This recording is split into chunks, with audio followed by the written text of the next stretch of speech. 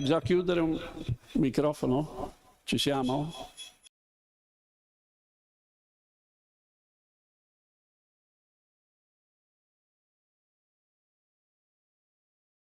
In particolare per la Genova e la Liguria, quindi le infrastrutture stradali e le opere che si stanno facendo. Oggi abbiamo una serie di relatori che si occupano di vari aspetti del problema. Vi lascio al professor Massimo Bacicalupo e al professor Claudio Ferrari che moderano il convegno e poi la tavola rotonda. Grazie.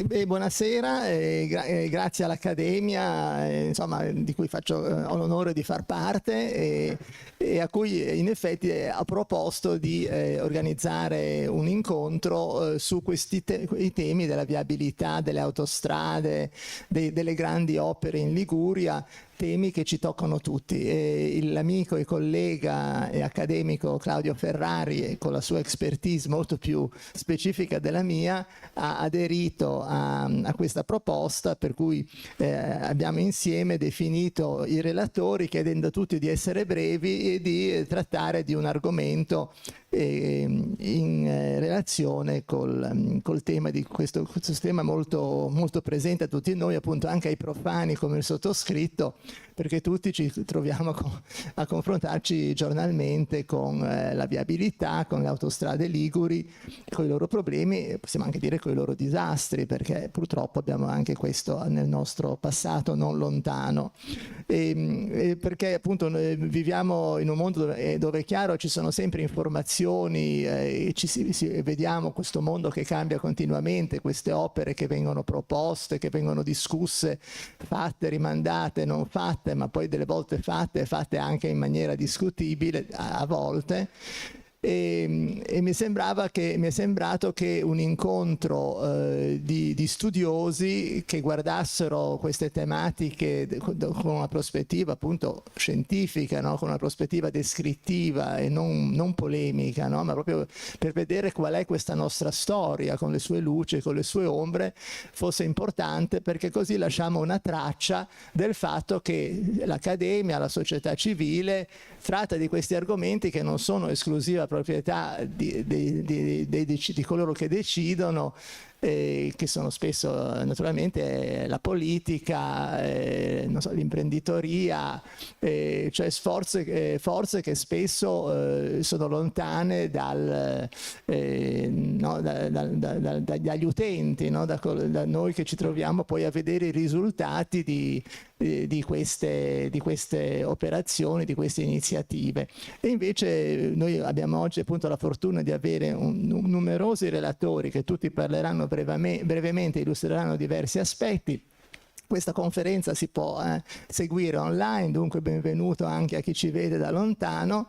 Si vede anche in rete e viene anche registrata, per cui in seguito ci sarà questo documento di una giornata dedicata a parlare in maniera serena di questi argomenti che sono anche per certi versi delicati, perché riguardano la vita sociale, la vita politica e anche la vita quotidiana di tutti noi e anche l'ambiente. L'ambiente è un tema che all'Accademia è caro, perché ha curato negli ultimi anni una serie di seminari sulla transizione ecologica, in cui sono intervenuti esperti del campo, per cui in qualche modo questo incontro di oggi si situa sull'abbrivo di queste iniziative, di questi interessi che giustamente fanno parte degli interessi dell'Accademia, perché ovviamente sono tematiche che sono all'ordine del giorno e anche urgentemente all'ordine del giorno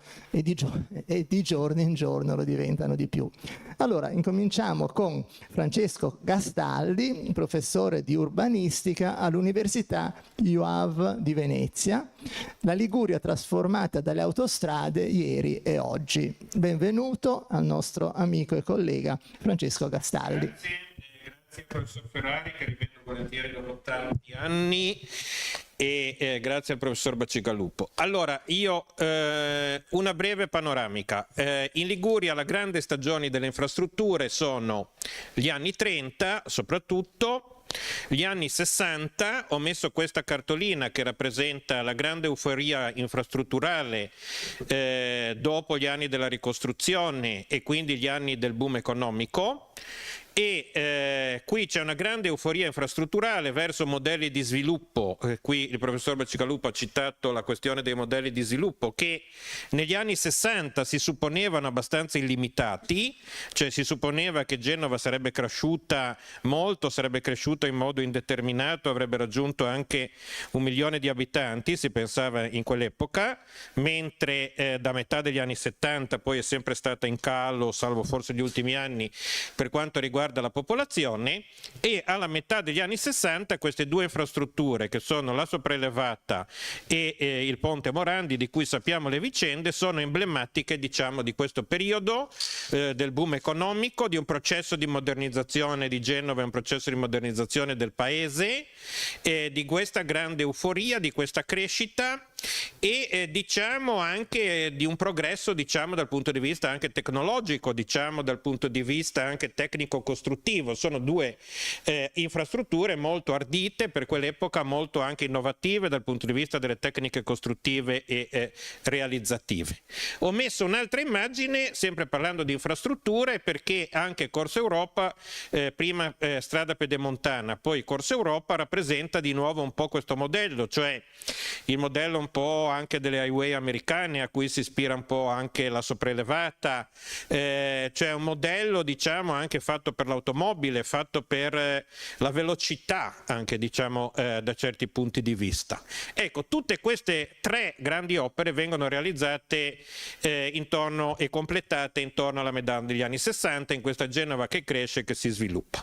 Ovviamente la questione del sistema infrastrutturale poi si sviluppa fra gli anni 60 e 70 a livello autostradale, c'è il raddoppio della Camionale, c'è il raddoppio poi successivo dell'autostrada per Savona e c'è poi tutta la questione dell'autostrada Voltri-Santià, che è l'ultima autostrada fatta in Liguria, che viene finita poi verso l'inizio degli anni 80 e da quel punto diciamo che a livello di infrastrutture, a livello di grandi opere stradali, sostanzialmente la Liguria si ferma, cioè c'è un grande periodo degli anni 30 dove vengono realizzate anche le grandi statali, potenziamento dell'Aurelia, le opere del fascismo, eccetera, eccetera. C'è una grande fase degli anni 60 e 70 con tutto il sistema autostradale che ha un grande impatto, per rispondere alla domanda iniziale, sulla Liguria dal punto di vista dello sviluppo del turismo, della motorizzazione di massa, cioè tutti gli italiani che diventano più ricchi e con le loro 600-500 vengono al mare anche in Liguria, il boom delle seconde case. Gli italiani più ricchi non si accontentano solo di una casa, ma vogliono anche la seconda casa al mare.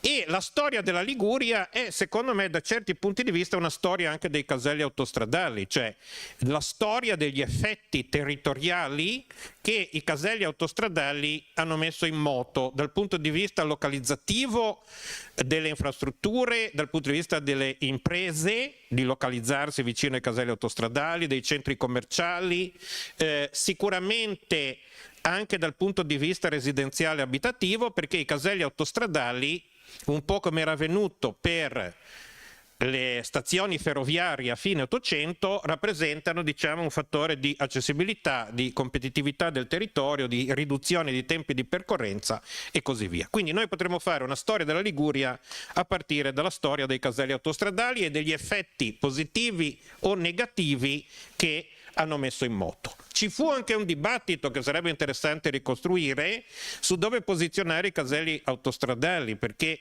ci fu anche un dibattito anche abbastanza tormentato, perché per esempio il casello autostradale di Chiavari all'inizio non era previsto, perché era previsto solo quello di Lavagna, per esempio, per rimanere nella provincia di Genova, e poi la questione del casello di Rappallo Santa Margherita che voleva salvarsi dal casello, e ci sarebbe anche una storia da questo punto di vista, ovviamente con lobby politiche locali e così via dicendo. Allora, da quegli anni fino, diciamo, agli anni più recenti, il grande sistema infrastrutturale genovese e ligure sostanzialmente rimane bloccato per circa 40 anni, non ci sono grandi realizzazioni.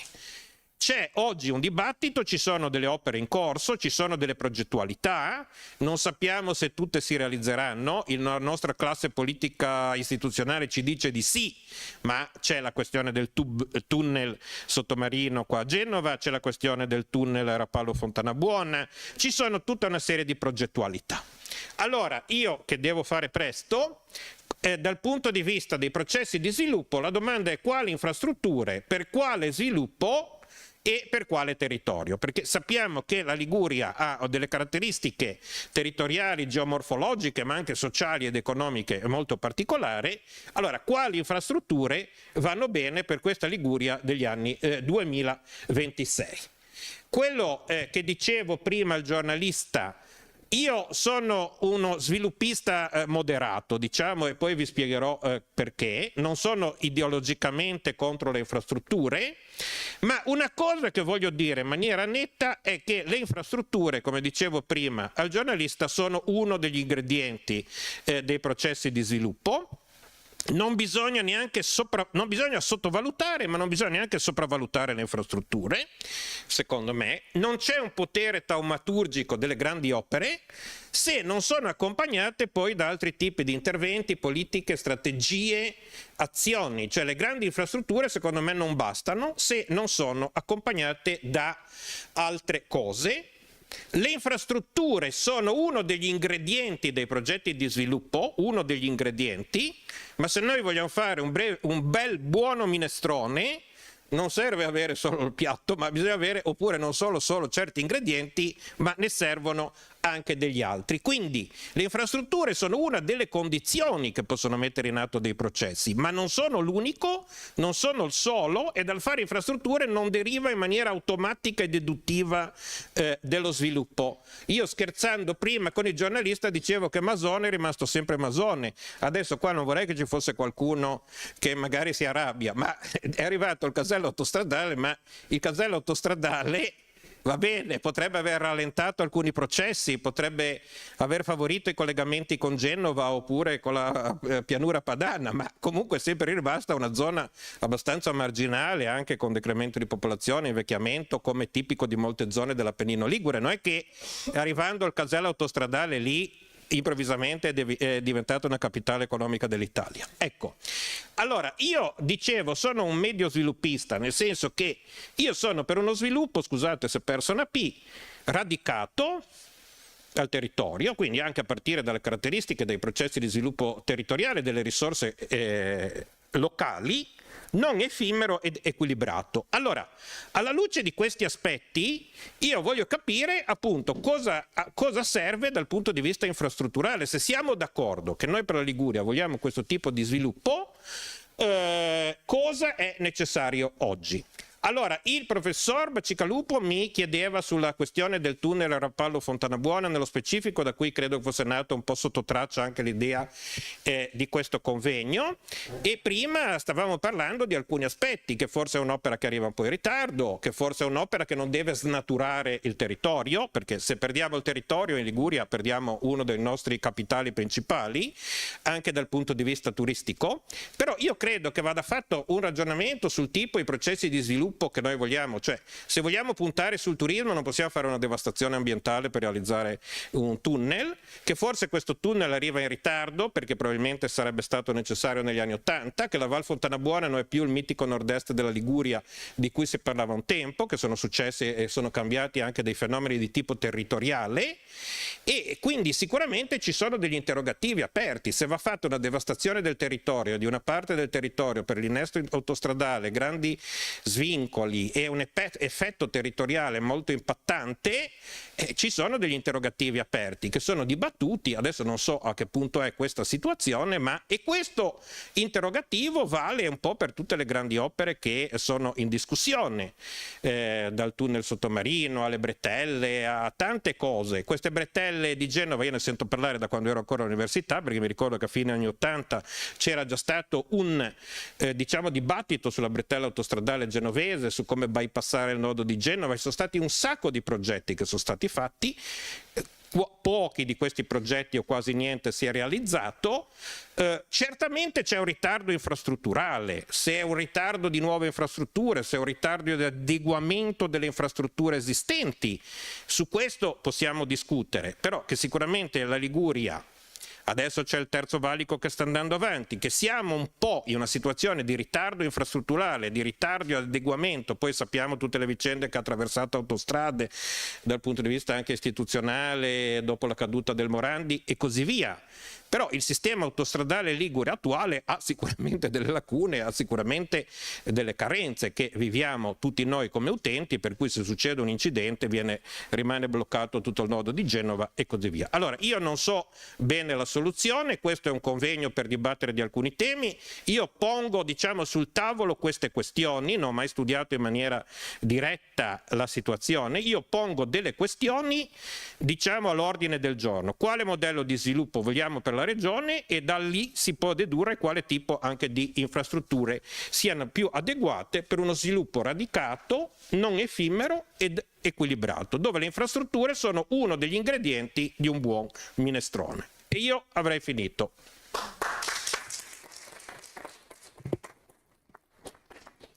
Sono stato nei tempi, poi viene tutta registrata deve essere seria. Deve essere seria. Va bene? Sì. Bene, grazie, un intervento molto chiaro che ha accennato alcuni dei problemi di fondo, ma dandoci una prospettiva ampia che partiva addirittura dagli anni 30, per cui una storia che alcuni di noi ricordano perché c'eravamo già quando sono state fatte ma quando ci sono stati fatti questi ponti, quelli di cui tu hai parlato, no? Sì, quegli anni lì ce li ricordiamo. Io mi ricordo un po' il trionfalismo del secolo. Mi ricordo che avevo un'amica americana, perdemmo la sopraelevata, siamo verso il 67, le dissi: Genova è la città del mondo che si attraversa più in fretta. Si vede che l'avevo letto sul secolo, no? E mi sembrava di poter colpire questa ragazzina americana vantando questo primato di Genova. Insomma, passò. No, non so, ma c'erano altre cose. Va bene.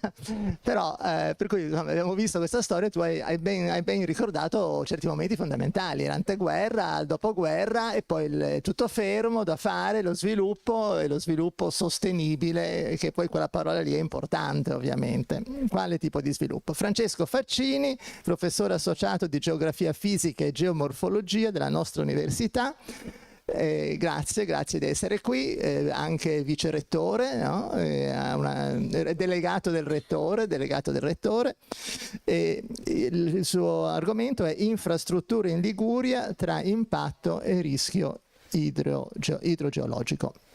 Grazie Francesco. Il microfono uso il suo, grazie. Lo stesso, ma uso questo, è già caldo così. Grazie, ringrazio ovviamente il professor Bacigalupo e il professor Ferrari per avermi dato questa possibilità di intervenire. Vedo sempre volentieri Nicola Corradi, con cui ho dato l'esame di geologia marina, ma non dico quanti anni fa perché sono veramente tanti. Ci ho un po' pensato su cosa raccontarvi oggi.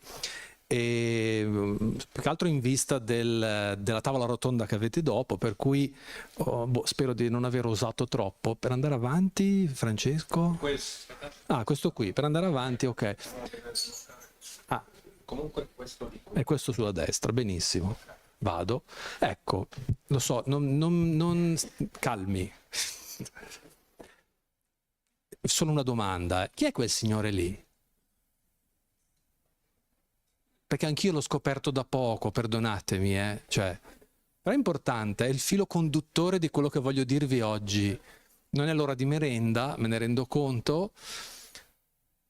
Mi piace, perché d'ora in avanti, sicuramente vi lascio il segno, cioè d'ora in avanti, tutte le volte che andrete a prendere il bel paese, vi ricorderete di chi è quel. Io pensavo che fosse il signor Galbani, ve lo dico, invece no, non è assolutamente Galbani, ci arrivo piano piano. Questo è Antonio Stoppani. Non vi dico chi fu, personaggio sicuramente importante, per me Nicola importantissimo, scrisse Il bel paese, conversazione sulle bellezze naturali, geologia, geografia fisica d'Italia, ma ci torniamo, non c'è nessun problema. Andiamo invece dritti io ho un altro punto di vista rispetto all'amico Francesco, nel senso che io mi occupo di dissesto idrogeologico. Non c'è molto da dire, vi ricorderete, siamo nel 2019 e in una situazione delicata, il Ponte Morandi crollato, avviene questa frana sostanzialmente sulla A6, si apre un'indagine della procura, fortunatamente non emergono responsabilità da parte di qualcuno. Per i periti della tragedia sfiorata fu una fatalità, non si usa il termine bomba d'acqua, ma non importa se il termine corretto nubifragio, ma va bene, parliamo di bomba d'acqua, fece cedere il terreno sotto i piloni, benissimo, curiosità, quanto? Che cosa successe esattamente quel giorno? Allora, qua nel grafico che vedete su in alto ci dà la pioggia nei 30 giorni precedenti l'evento, siamo a Savona, le stanghettine azzurre che vedete sono la pioggia oraria, la linea rossa è la pioggia accumulata. L'accumulata ci dice sostanzialmente che in 30 giorni sono piovuti più di 550 mm di pioggia. Nel grafico che vedete sotto, in basso a sinistra, avete la pioggia media a Savona, sono 920 mm, quindi praticamente oltre la metà del totale anno è caduta in circa un mese e soprattutto nel giorno 23 e 24. Se teniamo conto poi che il mese di novembre a Savona ha circa 100 mm di media, ne sono piovuti 550, quindi 5 volte tanto è piovuto e quindi questa è stata la causa. Però a questo punto mi presta l'occasione per spendere proprio due parole su quello che è l'argomento del momento, insomma, che leggiamo tutti i giorni, sostenibilità e cambiamento climatico, l'ha accennato prima anche il professor Bacigalupo. E allora ricordo a tutti che Genova ha un osservatorio estremamente interessante che sorge in Via Balbi, proprio in rettorato, funziona dal 1833, quindi un'occasione veramente molto importante per capire che cosa effettivamente sta succedendo, se la Terra è piatta, come sostiene qualcuno, oppure se invece qualcosa sta succedendo. Peraltro la stazione meteorologica di Genova fa parte di una rete mondiale, quel WMO, Star World Meteorological Observation, cioè sono le stazioni in tutto il mondo che hanno una durata ultracentennale, ultrasecolare, quindi consentono di fare delle belle valutazioni. Cosa ci racconta sostanzialmente, cosa ci dicono i dati su Genova?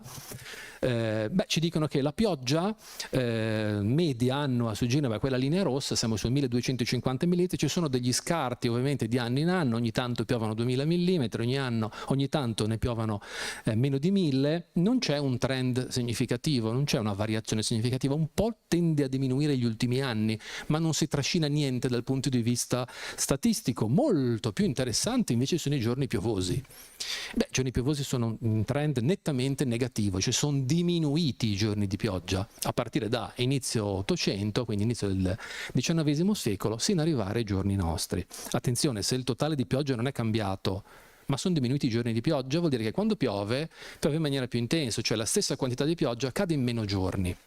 E infine la temperatura. Anche in questo caso il trend è significativamente in aumento, si parla di guardate soprattutto gli ultimi 3-4 anni, abbiamo una temperatura media media annuale che arriva a 18 gradi e comunque sia il trend è positivo, cioè aumenta la temperatura e quindi si devono considerare il cambiamento climatico c'è, ecco, non è un nostro pallino. Peraltro riporto i dati del 2021, l'ultimo grande evento che è successo in Liguria con gravi effetti al suolo, ha colpito sostanzialmente le province di Genova e Savona, un po' a cavallo tra la Valle Stura di cui parlava prima, di Masone, Rossiglione e la Valbormida, con record di pioggia nazionali e addirittura internazionali. Vedete record di pioggia sulle 3 ore, 6 ore, 12 ore, comunque il record, l'orario è del 2011, resiste soltanto come tra virgolette vecchio record di pioggia i quasi 1000 mm di Genova del 1970. Però la domanda è tutta colpa della pioggia? Cioè gli effetti al suolo che si verificano sono solo colpa della pioggia? Questa è un'immagine della Val Polcevera, il tratto terminale è scelto apposta perché una bella sovrapposizione di infrastrutture, no? Abbiate a Fiumara, linea ferroviaria, avete la strada statale 1, il ponte di Cornigliano, l'autostrada più indietro. Se avessimo la macchina del tempo, potessimo tornare indietro di 200 anni, il paesaggio sarebbe esattamente questo. Guardate la larghezza del Polcevera. Se mettiamo l'edificato attuale su questa carta abbiamo l'immediata comprensione di come sostanzialmente sono stati invasi degli spazi che erano propri in questo caso del corso d'acqua. Vado avanti. C'è un bellissimo, c'erano tanti bei dipinti ottocenteschi, questo di Carlo Bossoli, un po' romanzato perché i rilievi su cui sorge Forte Diamante non sono esattamente così. Però diciamo, cosa ci racconta questo bel quadro? Beh, ci racconta su cui vede benissimo il primo valico, cioè la linea ferroviaria, quella prima dell'Unità d'Italia, realizzata dentro l'alveo. È dentro l'alveo del Polcevera. Si è accennato prima, Francesco ha parlato del Ponte Morandi, io lo analizzo da un altro punto di vista, dal mio punto di vista. La zona del Ponte Morandi in una carta tecnica regionale attuale è questa, che coincide ovviamente col Ponte San Giorgio. Quella linea rossa che vedete è esattamente la larghezza del torrente Polcevera oggi. Abbiamo la fortuna di avere in questa zona la carta di Ignazio Porro, carta d'alto dettaglio di circa metà 800, e questa è esattamente la situazione a metà 800. Non abbiamo ovviamente resistito all'opportunità di georiferire, sovrapporre e ottenere questo dato, cioè in corrispondenza dell'attuale Ponte San Giorgio l'alveo è largo 63 metri, ma all'inizio dell'Ottocento, non nel Giurassico con i dinosauri, ma al tempo dei nostri nonni, l'alveo era largo 208 metri. Attenzione, gli effetti di quella che io chiamo morfogenesi antropica non è solo nel fondovalle, è anche sui versanti. Torno indietro sull'evento di Savona, del crollo del pezzo della 6, attenzione perché la frana, la zona sorgente della frana, se vedete quella carta in alto a destra, quel color nocciola sono gli oliveti su terrazzamenti. Quindi la zona sorgente della frana sono le aree terrazzate, cioè i muri a secco, generalmente abbandonati. La stessa situazione la troviamo ovviamente, non c'era bisogno di dirlo, nelle Cinque Terre, l'evento del 2011, o per chi è del Levante come me, ad esempio nelle frane di Gazzo di Leivi, che purtroppo hanno anche avuto effetto di vittime nella zona di Carasco, per intenderci. E anche in questo caso vedete che le zone sorgenti delle colate sono la zona con terrazzamenti con mura a secco, bellissimi dal punto di vista paesaggistico, ma ricordiamoci che è un'alterazione degli equilibri naturali dovuta naturalmente all'uomo. Le autostrade liguri, le infrastrutture liguri non sono queste. Le infrastrutture liguri più frequentemente sono soggette a questi processi, sia di versante, sia comunque legate a nubifragi.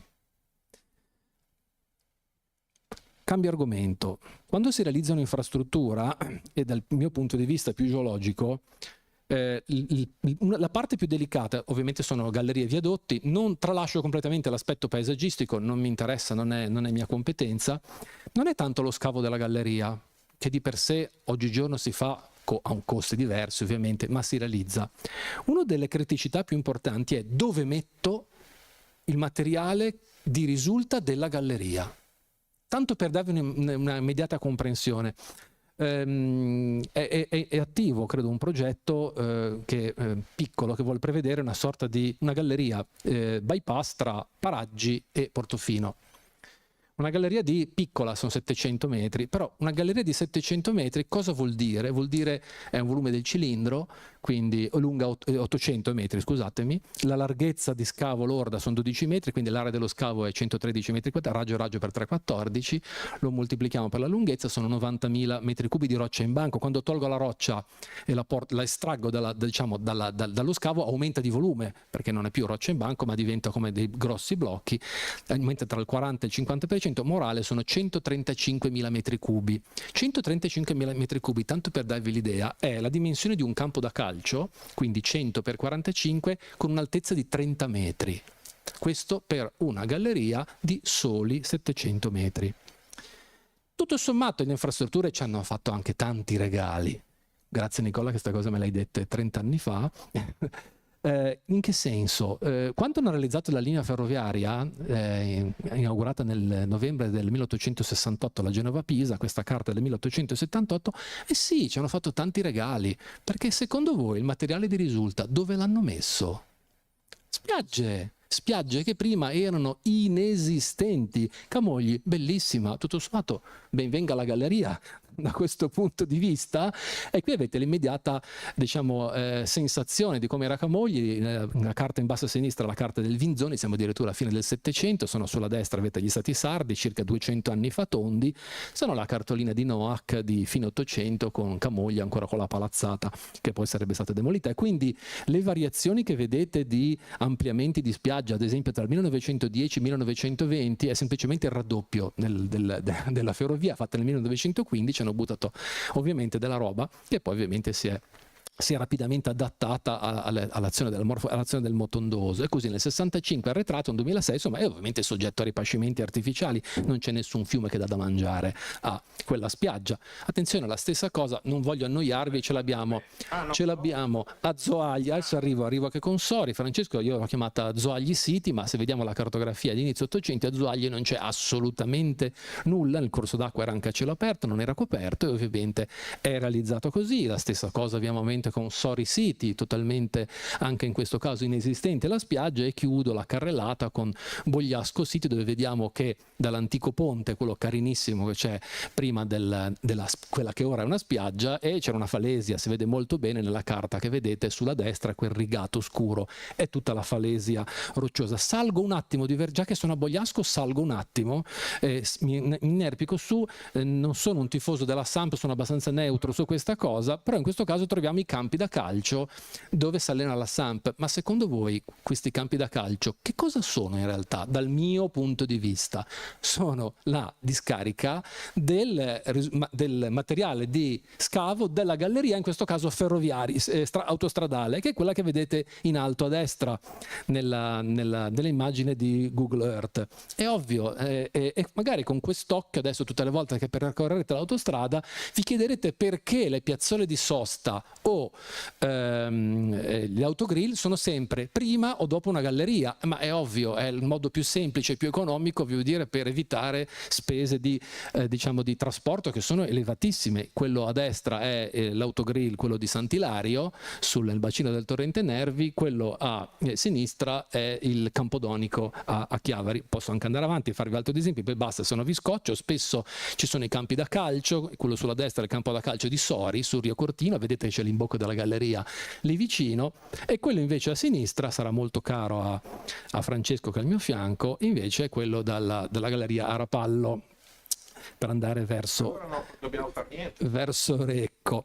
È inevitabile che il momento in cui creiamo artificialmente dei pendii artificiali siano soggetti alle stesse leggi di natura dei pendii naturali, per cui ogni tanto è normale che ci siano degli spostamenti di questi grandi corpi. Questi puntini che vedete è il monitoraggio radar interferometrico che si fa ormai col satellite, questo è il satellite, il Sentinel-1, per farvela molto semplice, i colori che vedete di quei puntini mi dicono se quel punto si sposta o meno. Se nelle tonalità del rosso vuol dire che giallo-rosso si sta spostando, e vedete che ci sono un po' di puntini gialli nella zona per dire a valle dei campi da calcio, che qualche piccolo movimento lo dà, lento, siamo nell'ordine dei 7 mm all'anno, ma qualcosa comunque c'è.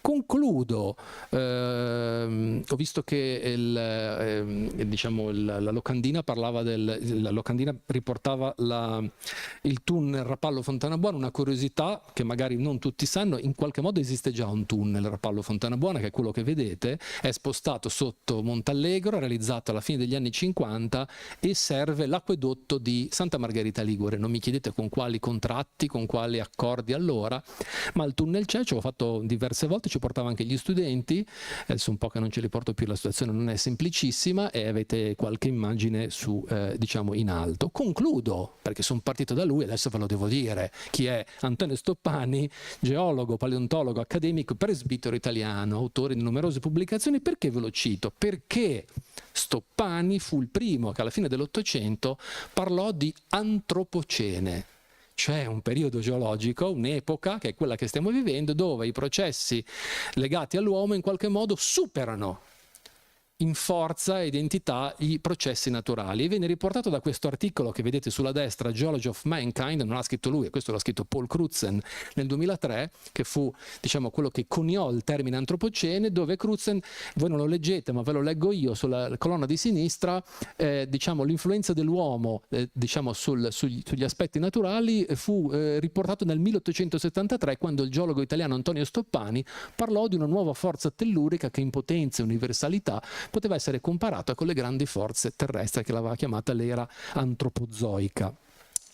Niente, tutto questo per dirvi che quando avvengono questi, diciamo, fenomeni non è tutta colpa del meteo, quindi non bisogna soltanto guardare le nuvole, ma anche guardare, perché no, quello che abbiamo sotto i piedi. E con questo vi ringrazio, spero di avervi dato qualche pillola per la vostra tavola rotonda. Grazie.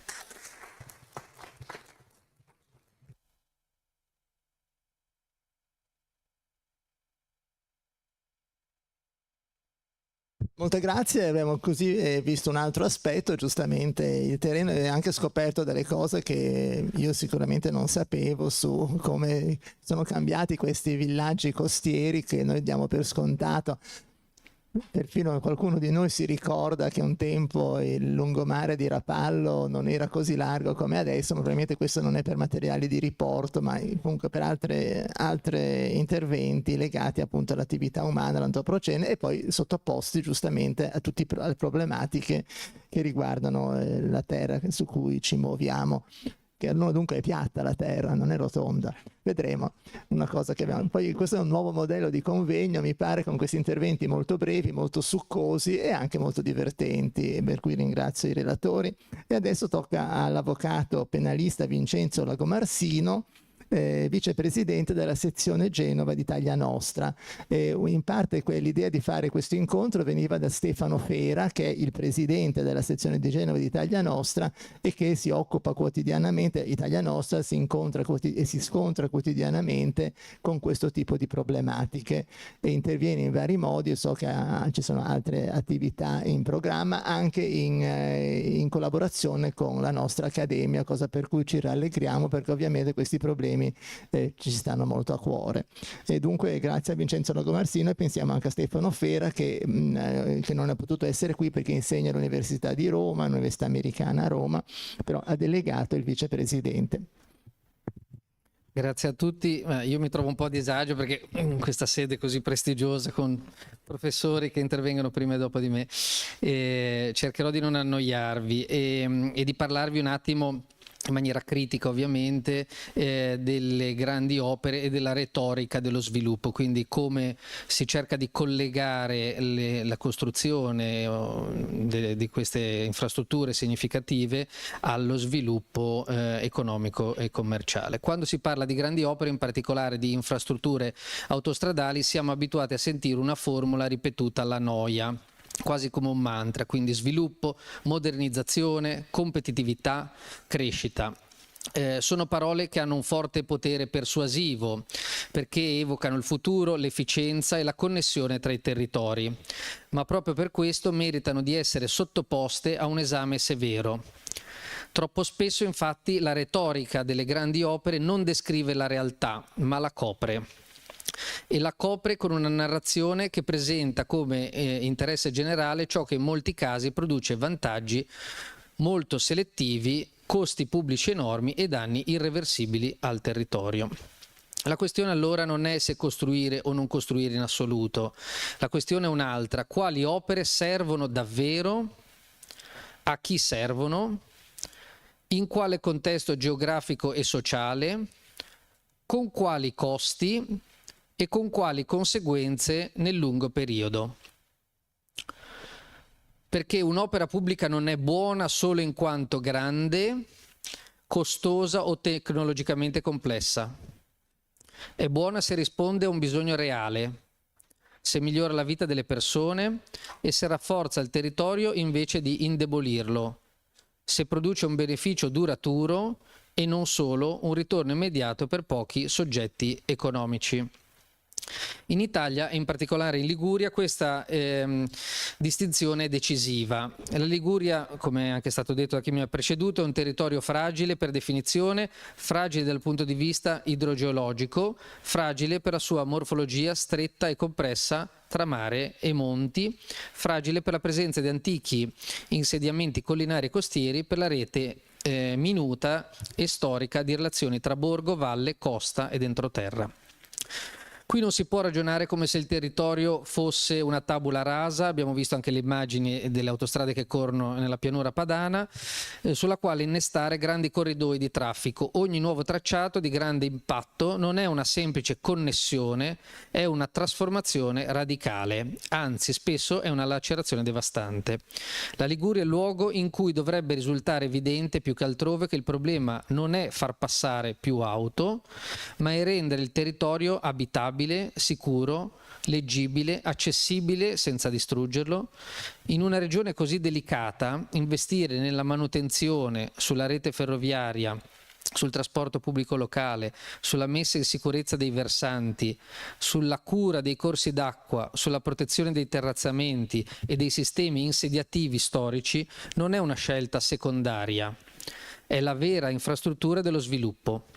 Poiché lo sviluppo, se vuole essere davvero tale, deve misurarsi con il limite, non negarlo. L'esempio delle Cinque Terre è particolarmente eloquente. Immaginiamo per un momento che in quel paesaggio così unico e così fragile fosse attraversato da un'autostrada o da una grande tangenziale o comunque da una grande arteria viabilistica. Cosa ne sarebbe oggi delle Cinque Terre? Non saremmo davanti a un paesaggio di valore mondiale fatto di relazioni delicate tra natura, insediamento umano, sentieri, terrazzamenti, costa e ferrovia. Avremo con tutta probabilità un territorio profondamente alterato, banalizzato, frammentato, reso più simile a un corridoio infrastrutturale che a un paesaggio culturale, certamente non attrattivo come oggi. Questo esempio è importante perché mostra il punto essenziale. Non ogni territorio ha bisogno delle stesse infrastrutture e non ogni infrastruttura produce miglioramento. In alcuni casi il modo migliore per sviluppare, tra virgolette, un luogo è proprio non devastarlo con opere sproporzionate e incongrue.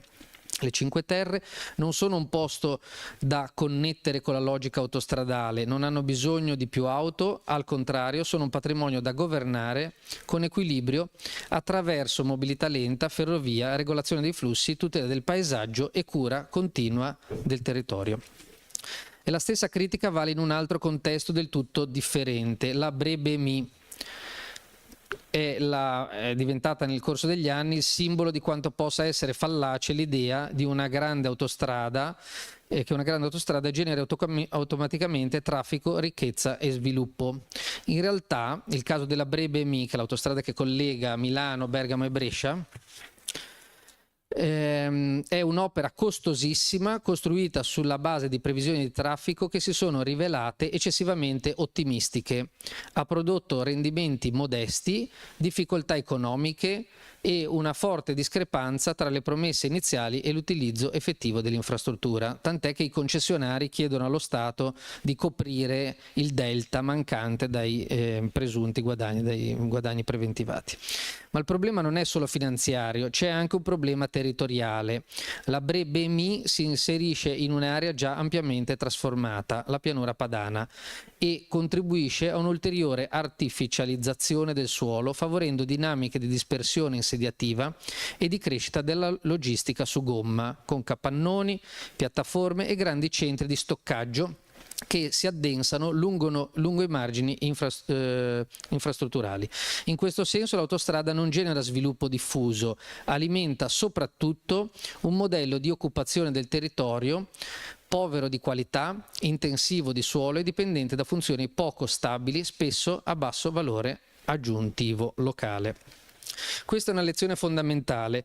Una grande opera può apparire come investimento, ma in realtà può diventare un costo sociale, ambientale, finanziario, permanente. Quando il traffico non è quello previsto, quando la redditività non si materializza, quando la manutenzione pesa sui bilanci pubblici e il territorio resta segnato da un'infrastruttura sottoutilizzata allora il racconto dello sviluppo si rovescia nel suo contrario.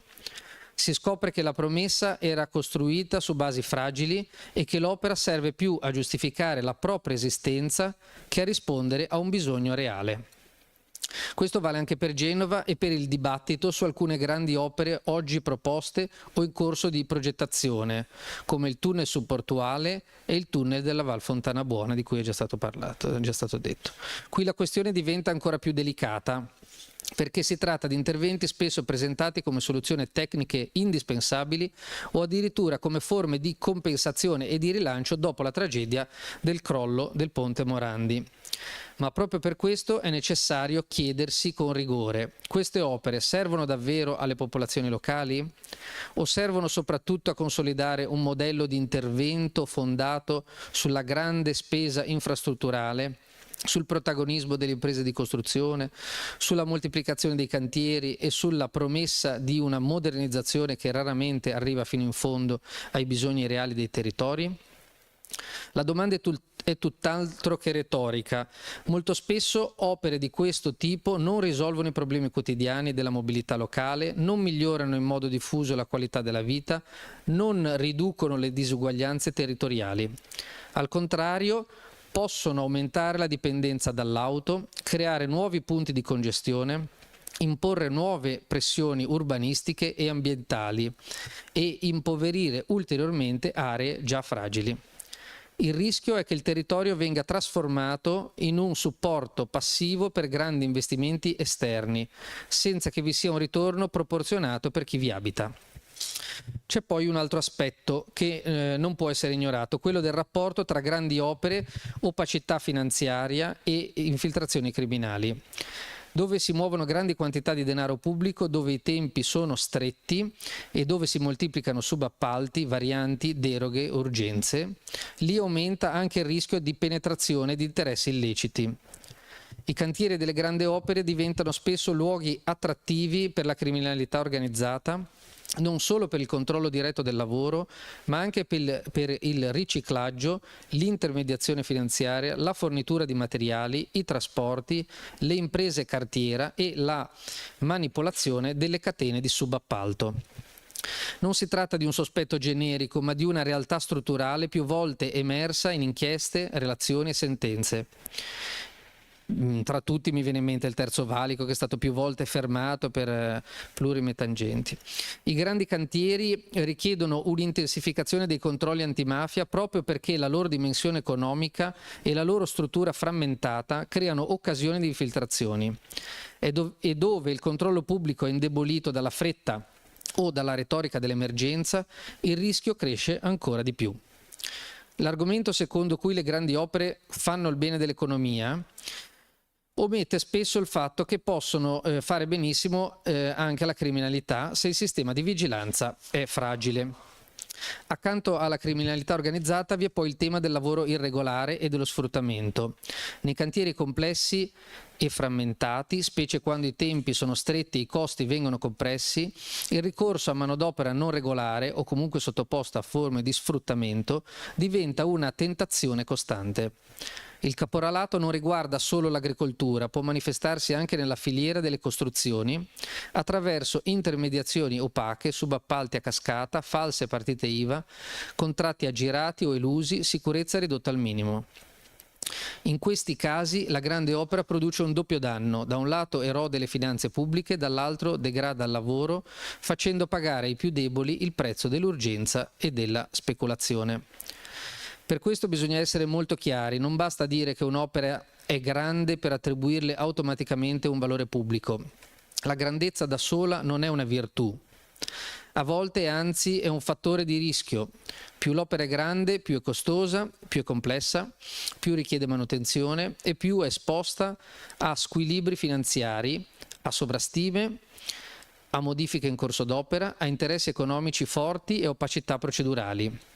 E se il contesto territoriale è fragile, il rischio non è solo economico, è paesaggistico, ambientale, sociale e istituzionale. Spesso vediamo che nelle grandi opere i costi lievitano oltre il doppio del costo iniziale, quindi vengono fatte delle previsioni di spesa che poi vengono quasi sempre più che raddoppiate per extra costi non preventivati. In una regione come la Liguria questa consapevolezza dovrebbe essere quasi elementare. Qui il vero sviluppo non è l'espansione infinita dell'asfalto, è la capacità di custodire un territorio complesso, di rendere sicuri gli insediamenti, di migliorare la mobilità senza distruggerne la geografia, di investire nella manutenzione ordinaria e nella cultura del limite. Lo sviluppo serio non si misura nel numero di metri di galleria o di viadotto, ma dalla qualità della vita che riesce a garantire, dalla resilienza che costruisce, dalla bellezza che preserva, dalla giustizia territoriale che rende possibile. La retorica delle grandi opere invece troppo spesso capovolge tutto questo. Promette modernità ma produce dipendenza, promette efficienza ma genera spesa eccessiva, promette occupazione ma può alimentare lo sfruttamento, promette sviluppo territoriale ma spesso concentra valore e rendite lontano dalle economie locali. È per questo che va criticata senza esitazione, non per pregiudizio ideologico contro le infrastrutture, ma per difendere una concezione più seria, più sobria e più responsabile del rapporto tra opere pubbliche e interesse collettivo. Se vogliamo davvero parlare di sviluppo, allora dobbiamo smettere di confonderlo con la sola costruzione di grandi manufatti. Dobbiamo tornare a distinguere tra ciò che serve e ciò che impressiona, tra ciò che dura e ciò che consuma, tra ciò che rafforza il territorio e ciò che lo impoverisce. In Liguria e in tutti i territori fragili questa distinzione non è un dettaglio tecnico, ma è una questione di civiltà. Volevo aggiungervi una postilla sulla Brebemi che ho citato prima, che è la chiamata come A35, un'autostrada a pedaggio come tutte quelle italiane, salvo dalla Salerno-Reggio Calabria in giù, di 42 km con un'amplissima carreggiata, 3 corsie per senso di marcia per la gran parte del tracciato, che appunto collega Milano e Brescia passando per Bergamo.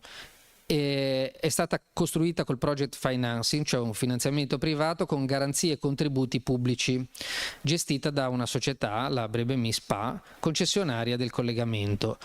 Inaugurata nel 2014, è spesso presentata come la direttissima tra Brescia e Milano ed è posizionata più a sud rispetto alla A4, che è molto più vecchia e risalente, in parallelo con la linea ferroviaria alta velocità Milano-Brescia.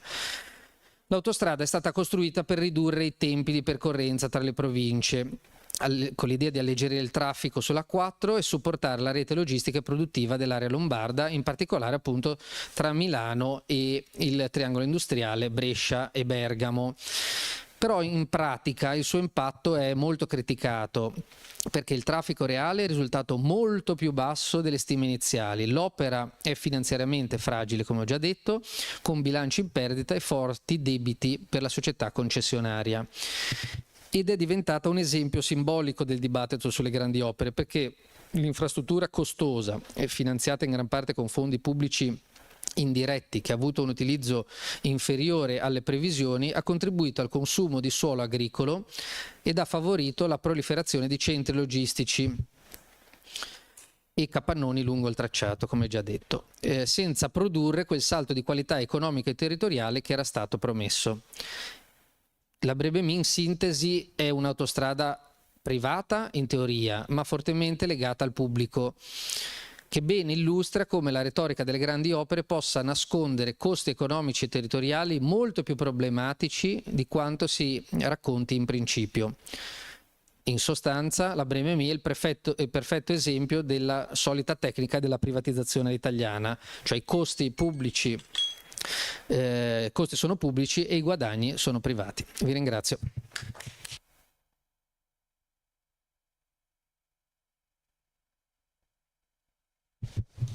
Bene, grazie a Vincenzo Lagomarsino e anche Italia Nostra per fornirci questi avvertimenti, no? Per tenere d'occhio la situazione e farci capire quante componenti, del resto come è stato illustrato anche dai precedenti interventi, per cui ci troviamo davanti a una complessità e una problematica che chiaramente è molto difficile perfino da analizzare, però questi contributi ci aiutano a capire, se non altro, che ci troviamo davanti a una situazione sempre su cui mantenere la vigilanza.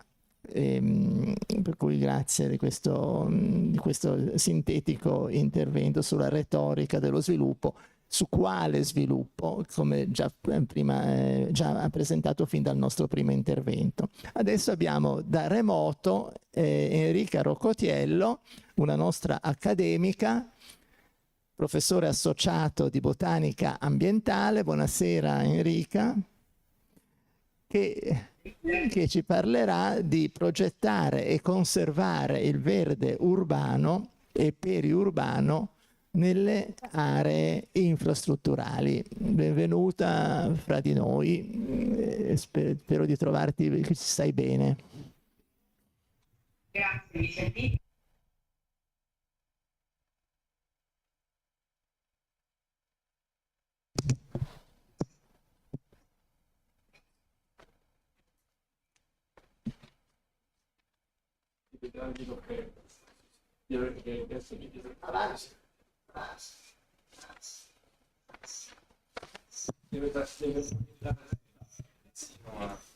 Vuoi partire a mostrare le slide? Adesso non ti sentiamo.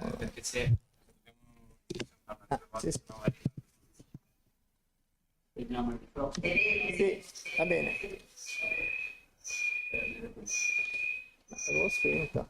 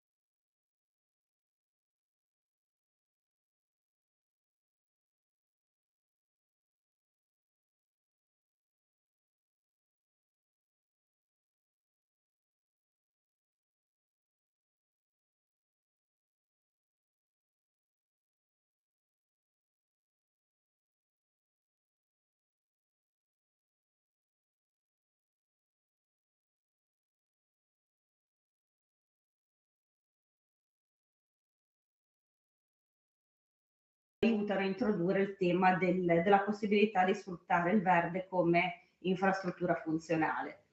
E perché parliamo di verde? Perché parliamo di verde infrastrutturale? Se noi prendiamo in esame le opere e anche un po' quella che è la letteratura, si vede molto bene che il verde è sempre considerato una sorta di livello secondario, un qualche cosa che è di sfondo, dove se c'è un progetto della vegetazione questo sopraggiunge a opera svolta, e comunque è principalmente, e anche, fatemelo dire, anche sacrosantemente gestito soprattutto per motivi di sicurezza, mentre invece raramente è gestito anche per temi di integrazione paesaggistica, oppure addirittura monitorato anche da un punto di vista ecologico per quella che può essere la sua evoluzione rispetto agli impatti.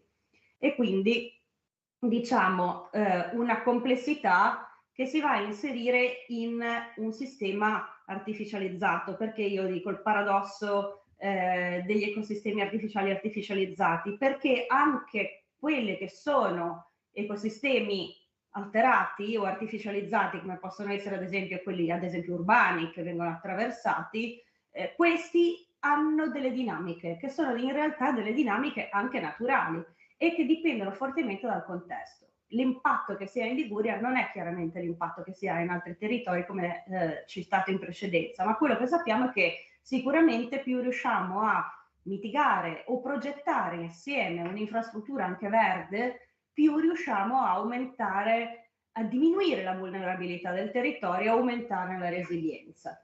E questo è significativo se lo pensiamo nel contesto. È già stata citata la Val Polcevera, che è chiaramente emblematica per quello che riguarda un mix di infrastrutture, e abbiamo una complessità che si aggiunge a complessità, perché in particolare quando queste infrastrutture attraversano territori che sono anche densamente costruiti come certe aree urbane, si sommano a questi effetti impatti fisici, anche impatti legati alla zona costruita, tipo l'isola di calore urbano e tutte quelle che sono le pressioni legate all'inquinamento di aria, acqua e suolo, nonché acustico, con impatti su quello che è la biodiversità locale.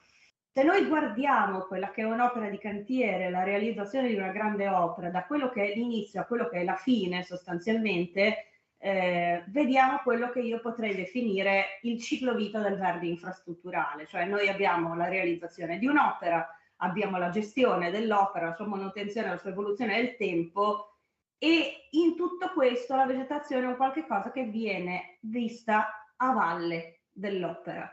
E anche la sua gestione. C'è sempre un effetto eventualmente sulla vegetazione post-opera, non nel durante, un qualche cosa che non viene co-sviluppato con quella che è l'infrastruttura, che porta già con sé le problematiche citate.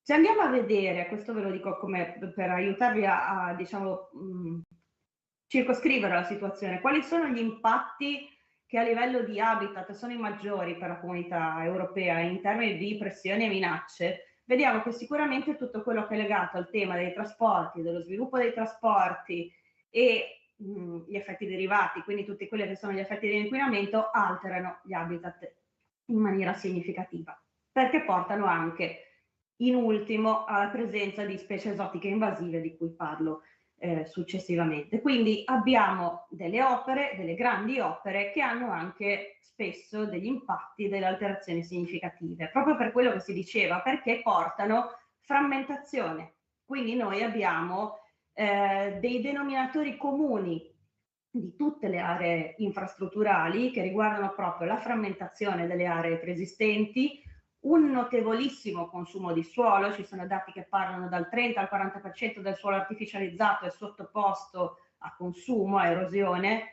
e da un punto di vista vegetazionale abbiamo una banalizzazione, abbiamo una presenza di poche specie abbondanti, ricorrenti, legati chiaramente alle condizioni climatiche, ma alcune anche piuttosto ubiquitarie legate al disturbo. Molte di queste sono specie esotiche e sono specie aliene invasive.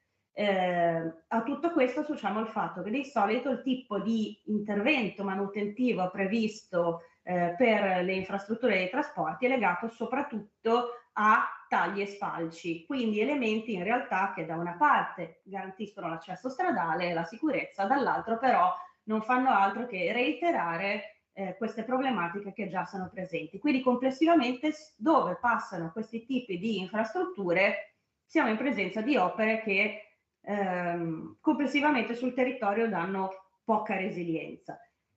Ho parlato delle esotiche invasive, e non le ho citate a caso perché di solito si parla tanto dei corridoi verdi, dei corridoi ecologici, e per le esotiche invasive, che sono specie che naturalmente non sarebbero presenti nel territorio in cui in realtà insistono, noi stiamo costruendo, anzi stiamo proprio, il caso di dirlo, spianando la strada per una rapida colonizzazione. Quindi ecco che laddove si aprono dei tagli stradali, dei passaggi, ci sono zone che magari non vengono gestite, in particolare i versanti o i margini stradali, arrivano specie che sono, diciamo, di bocca buona e con strategie particolarmente aggressive. Per cui ci capita di vedere queste grandi alberature stradali, ad esempio con ailanto, con robinie in fiore, magari anche pittoresche, proprio perché danno anche in alcuni casi queste grandi fioriture, ma chiaramente tutt'altro che autoctone. E questo favorisce la loro diffusione da una parte e in alcuni casi anche la loro stabilizzazione. Uno potrebbe dire, ma in fin dei conti basta che sia vegetato, che problema c'è? Quello che abbiamo visto, l'abbiamo visto anche in diversi studi abbastanza recenti, è che l'aumento dei fattori antropici di disturbo porta in maniera non lineare a un aumento che anzi tende a essere esponenziale di queste specie. E queste specie, come vi dicevo, hanno un impatto socio-economico oltre che ambientale, perché la loro diffusione porta all'alterazione degli ecosistemi anche circostanti, con cambiamenti nel paesaggio, e rappresenta una causa di estinzione di quelle che sarebbero le piante autoctone, quindi con perdita di biodiversità locale, con perdita di habitat, e danno altri problemi legati anche ad esempio a salute, in alcuni casi con specie che sono tossiche o anche allergeniche. Quindi problema che si aggiunge problema, creato dalle infrastrutture che noi andiamo a utilizzare se non ci sono opere di mitigazione previste. Quindi abbiamo una modificazione della modificazione del paesaggio. La Comunità Europea ha dato delle indicazioni in generale su quelle che sono soluzioni e opere di mitigazione, che sono anche opere di adattamento al cambiamento climatico per migliorare la resilienza territoriale, e questo non solo in ambito urbano, anche in ambito periurbano. Il più noto di questi, immagino per voi, possa essere il corridoio ecologico, spesso sovrappasso stradale, che non è ancora totalmente a regime. Possiamo dire in questo senso che esistono degli approcci progettuali integrati, proprio perché, come dicevo, una delle prime perdite di biodiversità che toglie resilienza al territorio è la frammentazione degli habitat. Quindi tutte quelle che sono aree che possono avere delle infrastrutture verdi di supporto, in realtà vengono comunemente realizzate in diversi paesi. Qui ho preso luoghi diversissimi tra di loro, non per dire che solo altrove fanno bene le cose, ma per evidenziare il fatto che è possibile ed è noto come realizzare questo tipo di opere. In alcuni casi, in questo caso non è un'autostrada, ma mi sembrava un esempio intrigante da mostrarvi, anche con qualche cosa di estremo. Questo è un acquedotto che a un certo punto passa proprio sopra la sede stradale, in una zona che è anche una zona di nidificazione nei Paesi Bassi, una zona in prossimità di un lago assolutamente rilevante da un punto di vista naturalistico. Una vegetazione di bassa qualità significa bassa qualità dei servizi ecosistemici, di tutti i benefici che la natura dà all'uomo. Prima abbiamo sentito parlare del cambiamento climatico e di come questo vada in qualche maniera a impattare con fenomeni sempre più frequenti e acuti, diciamo, su quello che è il territorio. Il risultato è che noi abbiamo mai come ora bisogno dei servizi di regolazione che fanno da mitigazione di quelli che sono gli eventi estremi. Quindi le soluzioni basate sulla natura e il verde in generale può dare un contributo a questo e deve proprio essere visto per questo motivo, insisto, come opera infrastrutturale, sapendo che non tutte le piante funzionano allo stesso modo, non tutte le specie. Dobbiamo considerare che ci vuole una tolleranza allo stress, una capacità di adattamento, non devono essere allergeniche, quindi diciamo serve una buona diversificazione per avere dei buoni benefici, dei servizi ecosistemici vari e adeguati a quelle che sono le esigenze. Strategie di mitigazione ne esistono, ci sono manualistiche su questo, anche nazionali. Questa io la cito semplicemente perché pur essendo della USDA mi sembra interessanti da ricordare. Questi sono esempi di strategie per eseguire una mitigazione, ad esempio, degli inquinanti aerodispersi, dove addirittura vengono date proprio delle distanze minime rispetto alla sede stradale, spiegando anche dove posizionare il piano del calpestio rispetto a quello che invece è l'asse stradale principale, proprio per attuare delle zone di mitigazione, per fare delle aree buffer che in qualche maniera, sia per quello che è l'inquinamento acustico sia per quello che è l'inquinamento atmosferico, vadano a migliorare le condizioni. Come vi dicevo, non tutto va bene da tutte le parti, senza entrare nel dettaglio di questa immagine, ma solo per dirvi, le piante sono in grado di captare polveri sottili in proporzioni differenti, specie dipendenti, che dipendono tanto dalle caratteristiche intrinseche della pianta, ma con una progettazione funzionale esistono piante che sono in grado di effettuare questo tipo di mitigazione.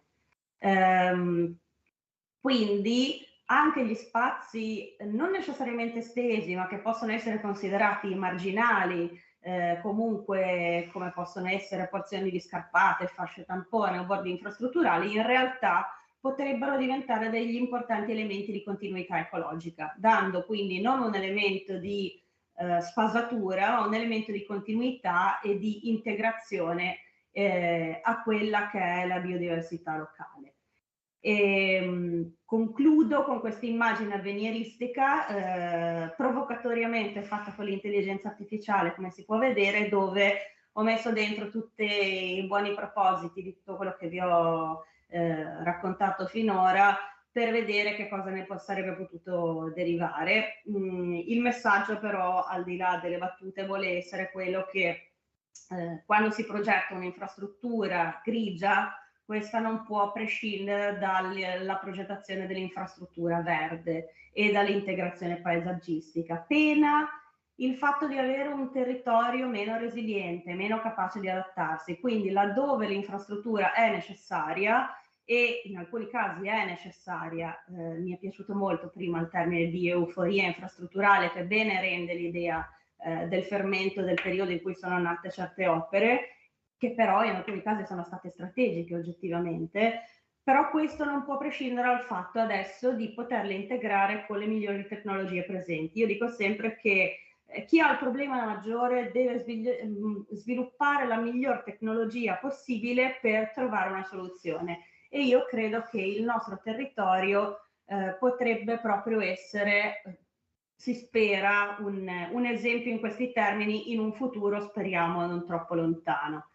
Quindi occorre sicuramente ripensare una componente ecologica funzionale del verde, ben oltre il concetto di mitigazione, quindi pianificandolo fin da prima, perché solo così si riuscirà veramente, integrando tutte le discipline, tutte le competenze, ad arrivare a un'infrastruttura generale che non sia più un elemento di alterazione, ma un elemento di adattamento del territorio anche alle grandi opere, perché il verde non è una decorazione, in qualche maniera è un elemento chiave per lo sviluppo futuro del nostro territorio. E io con questo vi ringrazio, concludo, e con un piccolo pensiero per una collega alla quale vorrei dedicare questo momento.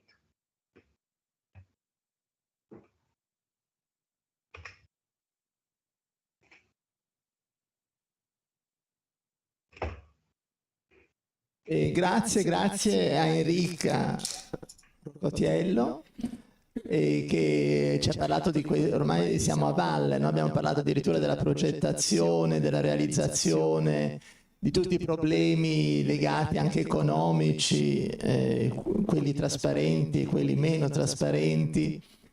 E ora arriviamo appunto a quello che succede dopo, e un contributo che ci dà da pensare, specialmente perché vediamo quotidianamente che sono cose che non si fanno, costruendo nuovi ambienti, nuovi spazi urbani. Il verde sembra sempre un optional, cioè non sembra, spesso non è nella programmazione, e poi ne subiamo le conseguenze. Perfino stanotte c'è stato un temporale tremendo che probabilmente da qualche parte in Liguria ha causato dei danni. Vedevo questi fulmini, mi ha fatto di nuovo pensare, insomma, a queste difficoltà dovute alla crisi climatica. Concludiamo questo giro di interventi. Grazie dunque anche a Enrica ancora, e concludiamo questo giro di interventi, poi ci potrà essere qualche domanda prima della tavola rotonda, con Luca Rocco, che è un libero professionista architetto, è professore nella Clemson School of Architecture. Come molti di voi sanno, a Genova da decenni esiste una sede della Università di Clemson, della South Carolina se non sbaglio, che appunto ospita studenti americani che si occupano di architettura, e questo insegnamento è fatto in parte da docenti che vengono dagli Stati Uniti, in parte da docenti genovesi, anche in collaborazione con la facoltà di architettura. E dunque Luca Rocco ci parla, ha un intervento dal titolo saggistico, provocatorio: il ponte Morandi per un ruinismo moderno. Grazie a Luca, benvenuto nella nostra accademia. Grazie Massimo.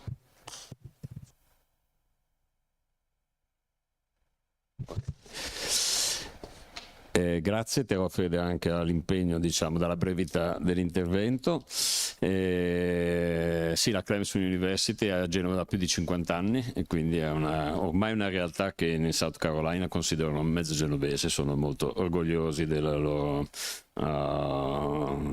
presenza genovese. Quando mi hai chiesto di intervenire a questo dibattito ero un po' spiazzato perché ovviamente il problema dell'ambiente, come è stato molto ben trattato dai colleghi precedenti, è un problema per noi architetti fondamentale, lo è anche come docente, nel tentativo di cercare di passare dei messaggi che soprattutto dagli allievi americani sono più complicati da dirci, perché sono ovviamente diversi come modo di pensare dal nostro. E allora, quando mi hai chiesto questo, mi è venuto in mente che in occasione di quel tragico evento che ha colpito la nostra società, del crollo del Morandi, avevo scritto un appello e inviato ai giornali locali, e la sede genovese di Repubblica me l'aveva pubblicato. Era un momento in cui Renzo Piano stava già facendo un nuovo progetto e c'era la grande discussione di che fare, diciamo, di quello che rimaneva del ponte, dove si evidenziavano dei problemi non indifferenti. Non ultimo il fatto che c'era la consapevolezza che nella costruzione del ponte era stato usato anche del materiale come l'asbesto, che la demolizione avrebbe potuto diciamo liberare nell'aria, creando dei problemi che speriamo non creino, perché queste cose qua le sapremo forse tra 30 anni e forse non le sapremo noi, per quanto sia stata una esecuzione spettacolare quella demolizione, le possibili, e ci auguriamo di no ovviamente, conseguenze di quella demolizione ancora non le possiamo, diciamo, traguardare e monitorare correttamente, perché purtroppo sono cose che se mai dovessero avvenire avverranno molto più là nel tempo. Ma c'era un altro argomento che mi premeva, diciamo, portare all'attenzione pubblica, e che non era un argomento tecnico, era un argomento, diciamo, di significato del paesaggio antropico, di quello che l'uomo costruisce, e non è solo architettura, è anche, diciamo, la modifica del paesaggio stesso, e soprattutto per come è diventato un argomento importante nella nostra civiltà. Vi leggerò questo appello che avevo scritto in modo da tener fede alla brevità, e per cercare di spiegarvi meglio perché e quali sono le motivazioni che dentro di me mi avevano portato a scrivere questa cosa. È un sogno, diciamo, non avverato ovviamente, ma questo non importa. Alcune di queste cose, diciamo, continuo a ritenerle valide. Negli scambi che ho avuto con colleghi o con amici l'hanno trovati anche molto stimolanti, ma non perché l'ho prodotte io, sono cose, diciamo, che derivano da mie letture, da miei studi. Mi piacerebbe partire in una sede che è una società anche di lettere da una citazione di un libro che ho appena finito di leggere, che consiglio, è uscito da poco, un libro di Ermanno Cavazzoni, si chiama Storia di un'amicizia, parla dell'amicizia di Ermanno Cavazzoni con Gianni Celati, cioè due letterati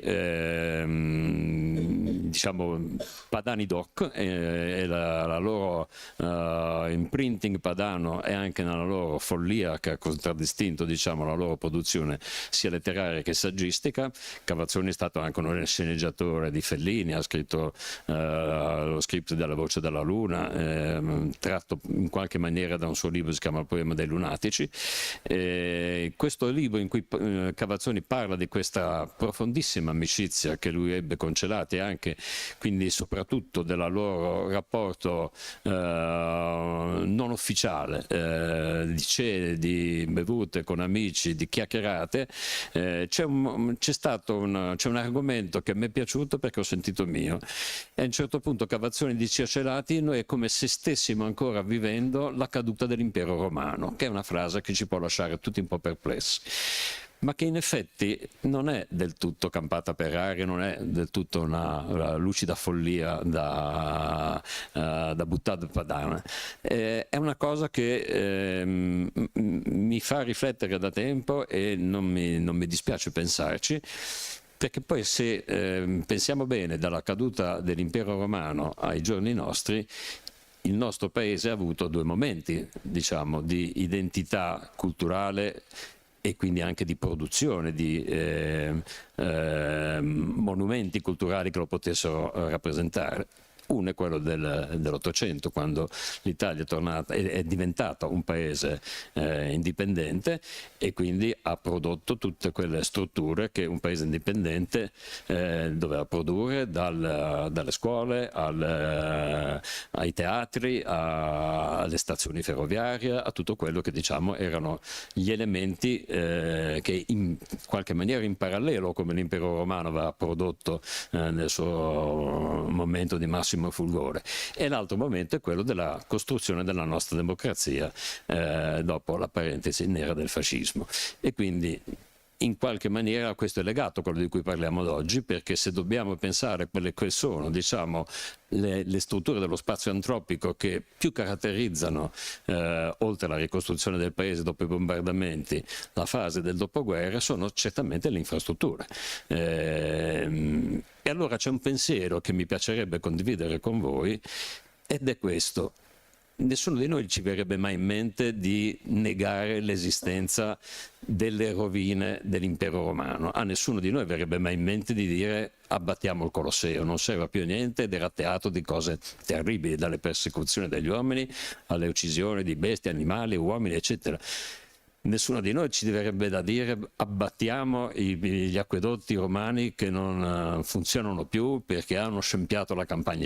Penseremo il contrario, lo pensiamo non solo come un'opera d'arte, ma soprattutto come simboli di una civiltà che ha prodotto un'antropizzazione, quindi una modifica del territorio. Non è in contraddizione con quello che ho sentito prima, con cui condivido ovviamente al 100% tutto, ma è un invito a pensare che demonizzare le antropizzazioni è un rischio ed è forse anche una cosa sbagliata. E soprattutto esiste una linea di confine, una linea, diciamo, di confine temporale tra un prima e un dopo, per cui le cose devono essere conservate perché sono vestigia di un tempo glorioso, e poi più niente, bisogna demolirle e perderle. Io non credo che sia così.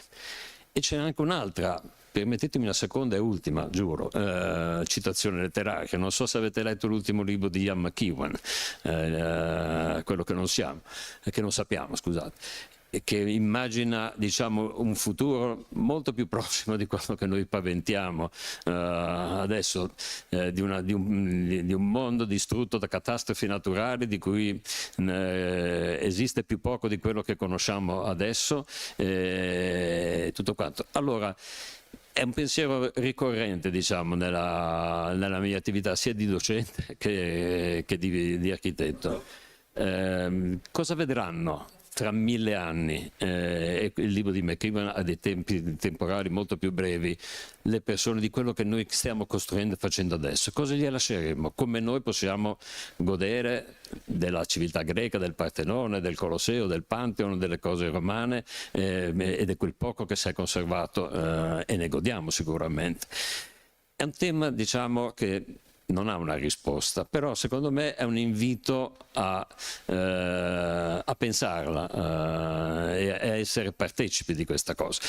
E questo è stato un po' il motivo che mi aveva spinto a scrivere questo appello, perché effettivamente, e devo anche confessare che io non ero un grande architetto fanatico dell'architettura del ponte Morandi, però era sicuramente quello che in inglese dice un landmark, che è una parola che ha una difficile traduzione, perché noi chiamiamo monumento, testimonianza storica, eccetera, ma un segno nel paesaggio lo era sicuramente, che faceva ormai parte anche del nostro immaginario collettivo, e che in qualche maniera testimoniava anche di un'epoca di rinascita del nostro paese, che usciva da una guerra che aveva visto il nostro paese stesso, Genova stessa, distrutta in maniera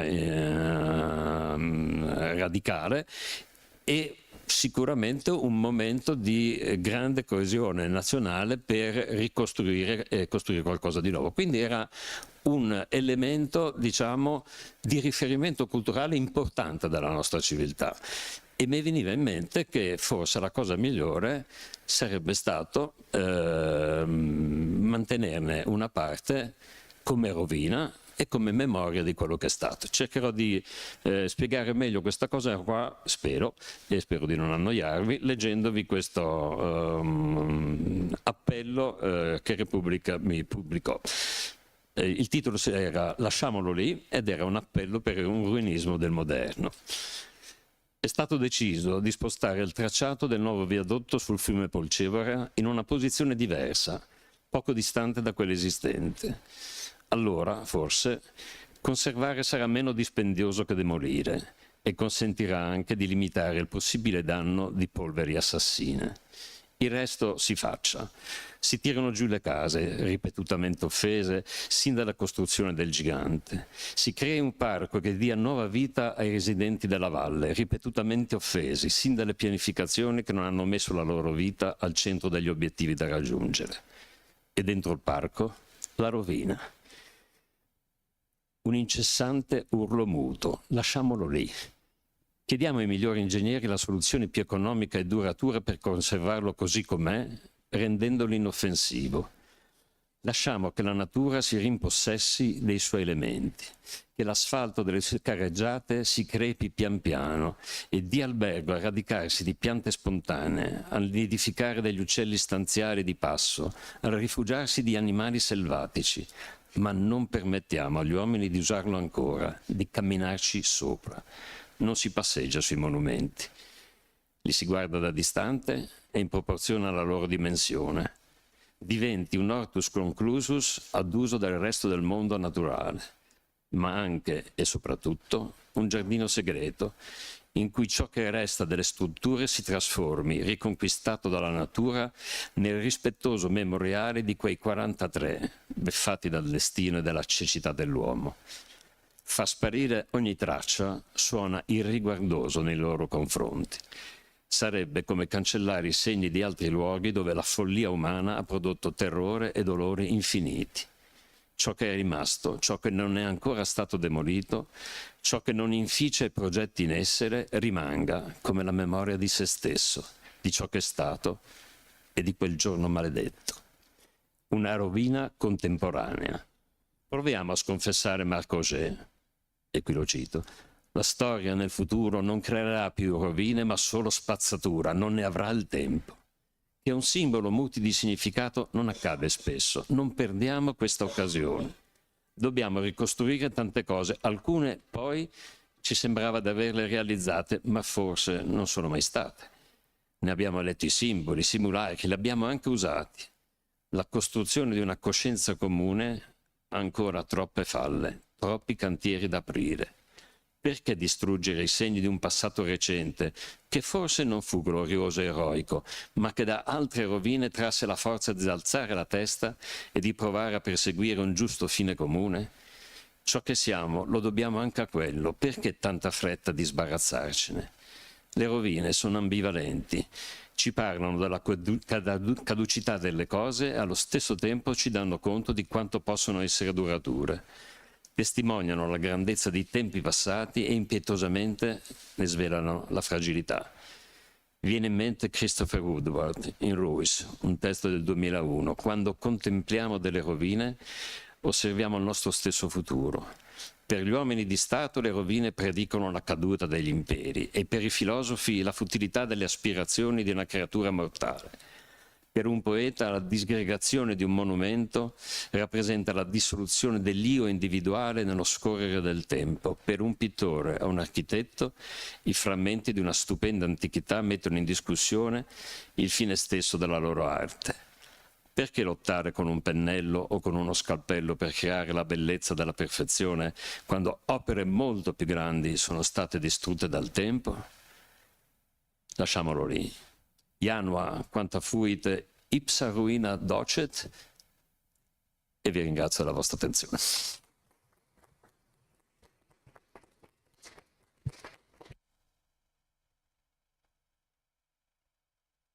Molte grazie. Qual era la citazione di Cavazzoni con cui hai cominciato? Così concludiamo. La citazione, in una discussione con Celati, lui immagina questo pensiero che quello che stiamo vivendo è ancora la fine della caduta dell'impero romano. Insomma. Sono pagine così riassunte, sembrano quasi stupide, e sono in realtà pagine bellissime. Bene, grazie moltissimo a Luca Rocco, è stata una bellissima conclusione. Lui è un architetto, noi nell'Accademia abbiamo una sezione, una sezione di scienze e una sezione di lettere, e non si sa mai gli architetti da che parte metterli, se fra scienze o lettere, per cui veramente ha dato soddisfazione anche ai letterati e forse ai nostri studenti che sono qui.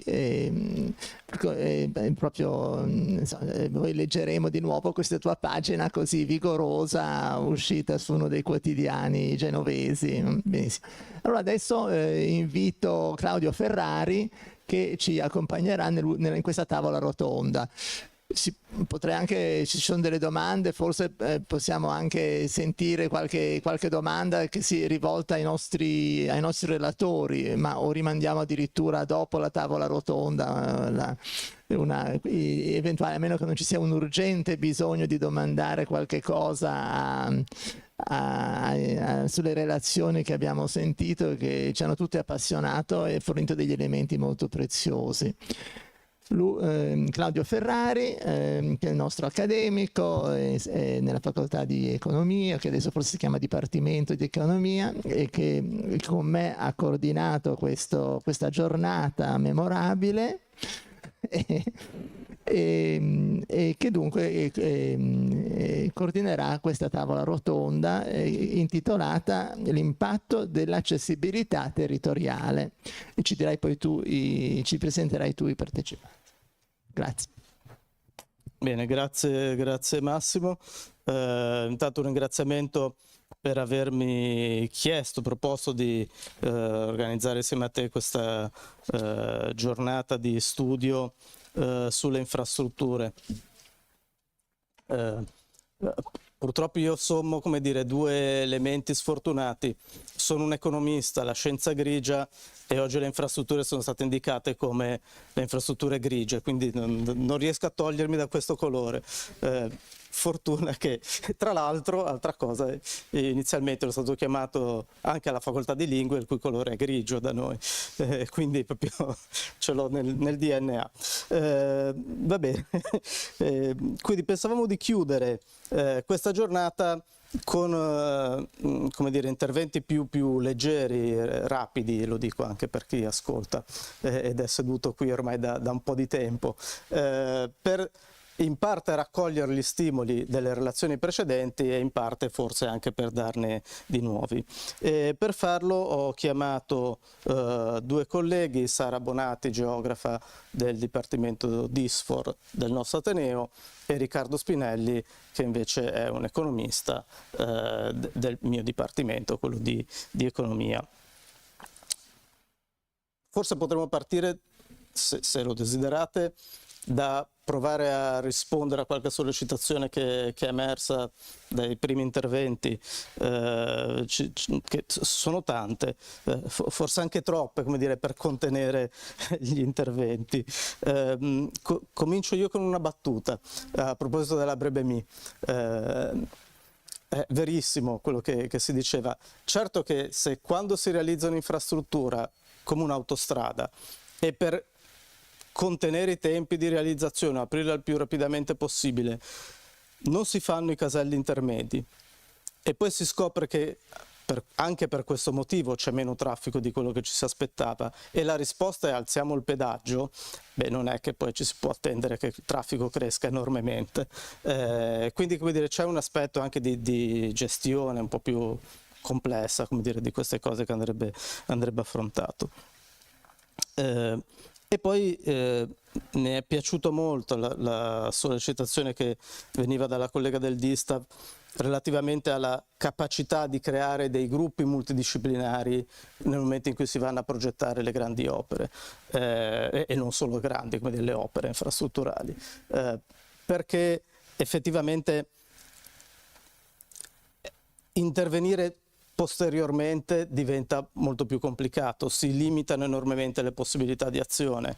Bisognerebbe avere questa capacità di dedicare un po' più tempo, visto che poi anche i tempi di progettazione delle opere sono infiniti. Noi aspettiamo il terzo valico, la cui storia, come dire, è più che centenaria, quindi come dire, non è che il tempo ci manchi.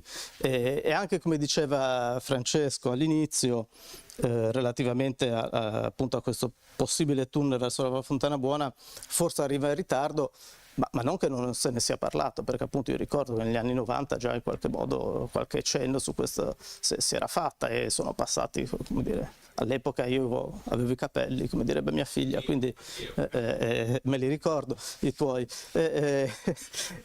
E quindi, come dire, il tempo ci sarebbe anche per fare queste cose che spesso forse o almeno si è preferito dedicarsi soltanto a guardare alcuni aspetti della progettazione. Vabbè, vi lascerei il microfono, altrimenti rischio di monopolizzare la cosa e poi magari partiamo con un primo giro di interventi sul tema. Ok, vabbè, prima di tutto grazie per l'invito, aver avuto l'occasione di essere qui. Beh, allora approfitto di quello che hai appena detto, Claudio, perché mi dai una sorta di assist parlando di Brebemi, perché io abito di fatto, cioè io sono bresciana, se non si sentisse, e quindi abito sostanzialmente dove inizia la Brebemi a Brescia, o comunque poco distanti da lì. E quindi anche la riflessione, insomma, della geografia critica in relazione alla mobilità si lega alla questione dell'accessibilità e dell'elitarizzazione della mobilità, e quindi il problema del rendere effettivamente usufruibile le infrastrutture e di facilitare, se quanto queste siano capaci di facilitare la mobilità di tutti e non siano un altro strumento per facilitare solo la mobilità di chi ha i mezzi e le possibilità. E Brebemi è un esempio molto evidente, perché è un tratto di autostrada estremamente caro. Ora poi siamo alle prese con una forte discussione, perché c'è tutto un raccordo autostradale che si lega a Brebemi, che è diventato recentemente a pagamento, dopo anni in cui era gratuito ed era estremamente utilizzato da lavoratori, popolazione locale, e questo processo di fatto pone una questione relativamente a per chi, si diceva, no, nei vari interventi precedenti, per chi facciamo queste infrastrutture, con quali obiettivi e quali idee di sviluppo, perché effettivamente si è andati a sostituire quella che era una strada che precedentemente già collegava i territori, un pochino più lenta ma funzionale, con un'infrastruttura apparentemente più efficiente ma oggi difficilmente utilizzabile per chi si deve spostare per lavoro. Quindi si sta discutendo tantissimo anche a livello nazionale su come risolvere questo problema. Quindi questo è un problema che effettivamente si collega con quello che è stato detto. Ho trovato anche molto interessante l'intervento relativamente al verde urbano, al verde limitrofo all'urbanità. Geografia, More Than Human Geography discute molto di questi spazi verdi apparentemente abbandonati, quest'idea del terzo paesaggio che dovrebbe essere solo un paesaggio di transizione da trasformare, invece che hanno potenzialità enormi che non vengono attualmente riconosciute. E poi approfitto invece di un altro assist dato da Francesco, dato che insomma facevi riferimento a Stoppani e all'idea di bel paese, cioè non l'hai accennata, quella non l'hai toccata, non l'hai approfondita, però recentemente ho fatto un lavoro con un gruppo di geografi proprio sul vedere quali sono gli effetti di questa retorica del bel paese in Italia, in diversi contesti italiani, anche intrecciando la geografia del rischio, e credo che si leghi molto con le riflessioni che sono state fatte e si stanno facendo sullo sviluppo anche attraverso le infrastrutture e la promozione di un certo modo di vivere e di rendere più vivibile, più mobile, più interconnesso il paese, e che in qualche modo si legano con questa volontà di continuare a mantenere vivo il mito del bel paese italiano. Ma come effettivamente questo, cioè cosa nasconde questo mito e cosa effettivamente sta dietro, quali livelli di distruzione hanno condotto a cercare di mantenerlo in vita, è un tema decisamente importante. Anche in alcune immagini che sono apparse prima si vedevano le due facce, no? La faccia apparentemente del bel paesaggio e poi invece quello che è lo sventramento del territorio legato a tutto un processo di ipersfruttamento del nostro paese. Ecco, mi fermo anch'io qui. Grazie, buonasera anche da parte mia e grazie agli organizzatori per l'invito. Io mi occupo, tra le altre cose, di marketing del turismo e di management delle destinazioni turistiche. Il turismo è stato chiamato in causa con una certa frequenza oggi e mi ha colpito molto, diciamo, il combinato disposto di quanto detto dall'avvocato Lagomarsino, dal professor Gastaldi, dall'architetto Rocco riguardo alle ricadute positive o negative dell'infrastruttura a livello turistico. In particolare è stato molto evidente il professor Gastaldi nel dire non solo la panacea, anzi potrebbero anche avere effetti negativi. Ecco, è interessante riflettere sul rapporto fra infrastrutture, quindi tema dell'accessibilità dei territori, e sviluppo turistico, perché da un lato è, diciamo, abbastanza intuitivo come l'accessibilità contribuisca all'attrattività dei territori. Noi in Liguria, come dire, paghiamo un dazio non trascurabile alle difficoltà di accesso. Da questo punto di vista poi mi piace sottolineare, con un approccio diciamo un po' di marketing, quindi differente rispetto a quello dei colleghi, come intervenga nell'elaborazione delle preferenze del consumatore non soltanto una considerazione razionale di quelli che sono effettivamente i costi monetari e non monetari associati al trasporto e alle sue difficoltà, ma intervenga anche una valutazione molto più percettiva, legata all'immagine. Per fare un'ennesima battuta, per alleggerire un po' i toni, ce l'abbiamo messa tutta per convincere noi liguri, i padani, che arrivare qui sia un'impresa titanica, richieda ore e ore.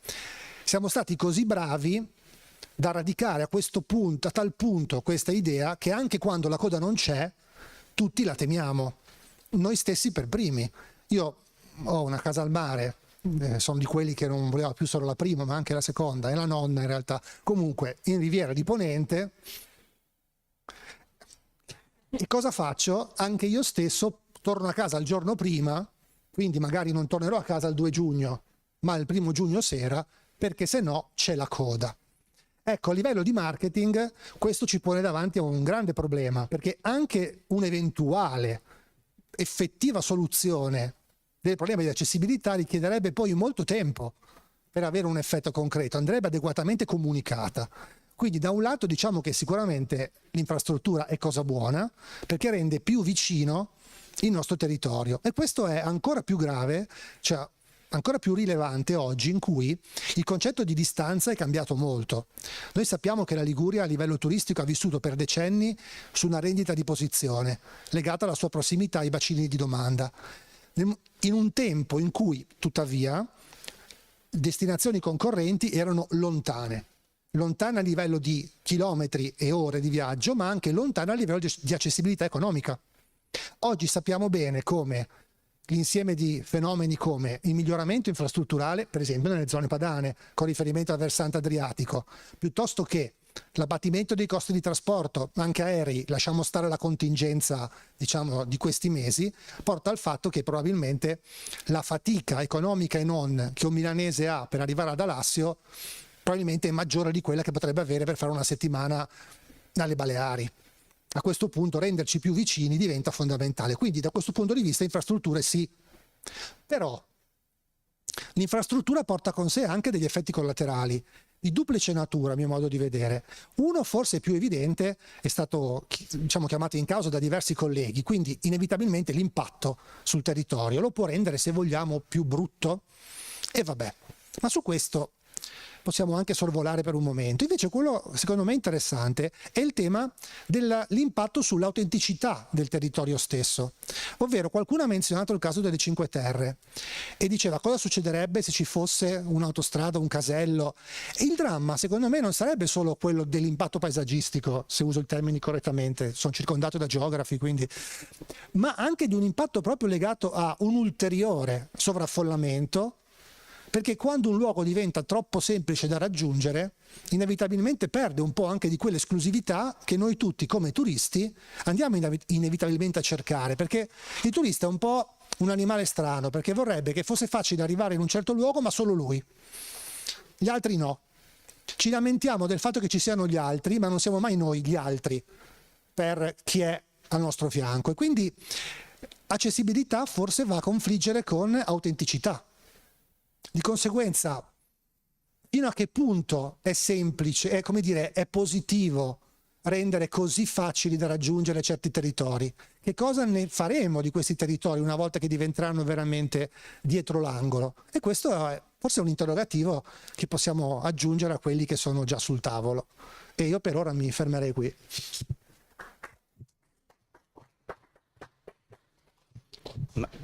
Grazie, raccolgo, cerco di andare un pochino avanti se ne sono capace, riprendendo un po' alcune cose che diceva anche Francesco nella sua relazione introduttiva, quando appunto usava la metafora del minestrone dicendo le infrastrutture sono uno dei possibili ingredienti, ma da sole non fanno tutto. Anzi, in alcuni casi possono avere anche degli effetti, potremmo dire, perversi. Magari facciamo delle infrastrutture per migliorare le condizioni socio-economiche di sviluppo, per avviare uno sviluppo di un luogo, e poi ci si rende conto che questo non accade. E quindi il tema su cui vorrei che provassimo a spostarci è un po' quello della vulnerabilità dei luoghi, che relazione c'è tra accessibilità e vulnerabilità. Appunto la letteratura economica dei trasporti su questo evidenzia ormai da tempo appunto come questo tipo di relazione sia una relazione non lineare, ovvero sia non è detto che migliorare l'accessibilità migliori le condizioni socio-economiche. Molto dipende da una serie di altre condizioni, che credo fosse poi anche quello che voleva dire Francesco nel suo intervento, nella chiacchierata che abbiamo fatto prima di iniziare oggi, dalle altre condizioni che si verificano, si presentano nei due luoghi che sono collegati, per cui possiamo avere situazioni in cui l'infrastruttura è capace di riequilibrare, diciamo così, e quindi di meglio distribuire nello spazio residenzialità, occasioni di lavoro, quindi opportunità di crescita e sviluppo, oppure possiamo avere un effetto, cosiddetto effetto cannuccia, per cui una località aspira da quella magari già meno fortunata, meno accessibile, tutto quello che può in termini di posti di lavoro, occupazione, anche residenza, quindi col rischio di aggravarle ulteriormente le condizioni socio-economiche. Questo si collega anche a quello che dicevo prima, quindi la necessità di trovare il modo di leggere magari anticipatamente a livello di progetti questi possibili fenomeni, per mettere in atto le condizioni che possano invece andare a realizzare le condizioni che ricerchiamo o per cui realizziamo le infrastrutture. Motivo per cui, vabbè, ora non c'entra molto con quello che cerchiamo di dibattere oggi, ma ad esempio io nel mio insegnamento insisto nel dire agli studenti che gli usuali strumenti di analisi delle valutazioni economiche sulle infrastrutture, che spesso sono condensati nel valore attuale netto, quindi diciamo una misura che è un numero fondamentalmente, poi si esprime in questo, rischiano di essere particolarmente fuorvianti, perché fanno perdere di vista quelli che sono gli obiettivi per cui noi avevamo progettato una determinata infrastruttura. Dovremmo cercare di accompagnare valutazioni anche di tipo, diciamo, multiattributo, le valutazioni esclusivamente di tipo economico-finanziario, perché poi il rischio appunto è di andare a realizzare infrastrutture che perseguono obiettivi diversi da quelli per cui li abbiamo immaginati, pensati e per cui magari ci siamo anche, come dire, indebitati per realizzarli. Grazie. Sì, io devo dire che sono una geografa umana sociale, ma vengo anche l'area principale dei miei studi è quella dei disastri, quindi disaster studies, e quindi la mia, sì, no, non sto cercando di... esatto, infatti nel mio lungo percorso sono arrivata qui, in effetti. Quindi il mio approccio alla vulnerabilità è molto legato a queste due aree, questi due modi di esplorare. La vulnerabilità nei disastri paradossalmente è vista in termini fortemente positivi, non unicamente positivi, ma quindi il fatto di avere più infrastrutture, più possibilità di muoversi, spostarsi, ovviamente se queste sono poi disponibili, rese possibili in determinate condizioni, è un fattore importante. Dall'altra parte un approccio critico legato anche alla geografia, ma comunque anche agli studi sui disastri, sulla vulnerabilità, ci porta proprio a riflettere su quello che dicevi, e quindi su quanto effettivamente poi la mobilità sia a disposizione di tutti, e come in realtà le nuove infrastrutture possano creare nuove vulnerabilità. Come geografa diventa molto interessante capire se nel momento in cui pianifichiamo le infrastrutture teniamo in considerazione di quelle che sono le gerarchie di potere esistenti tra i territori, di quali nuove gerarchie di potere noi andremo a costruire attraverso queste infrastrutture, e quindi come in qualche modo possiamo rischiare di polarizzare determinate dinamiche, o possiamo addirittura estremizzare la marginalizzazione e l'ipervisibilità di determinati luoghi. Questo ha conseguenze forti soprattutto in termini della vulnerabilità sociale. Forse la dimensione sociale, quella che è stata emersa in qualche modo in sottofondo nelle varie presentazioni, non in modo centrale, ma è sicuramente, almeno dal mio punto di vista come geografa, diventa un elemento chiave quando rifletto sul ruolo delle infrastrutture, pensando anche a quello che diceva il professor Spinelli, quando noi ragioniamo in termini di accessibilità, ipermobilità, perché siamo in una società che sempre più spinge verso la mobilità, la necessità di muoversi, di connettersi, di avvicinare i luoghi, no? Dicevi. Ecco, questo avvicinamento quando è positivo, in che termini e per chi effettivamente lo stiamo facendo, per chi stiamo avvicinando i luoghi, per chi invece li stiamo allontanando. In questo mondo di ipermobilità spesso e volentieri noi agevoliamo chi ha grandi possibilità e chi continua a vedere, diciamo, vede nella Liguria, nel paesaggio italiano, un elemento di attrattività.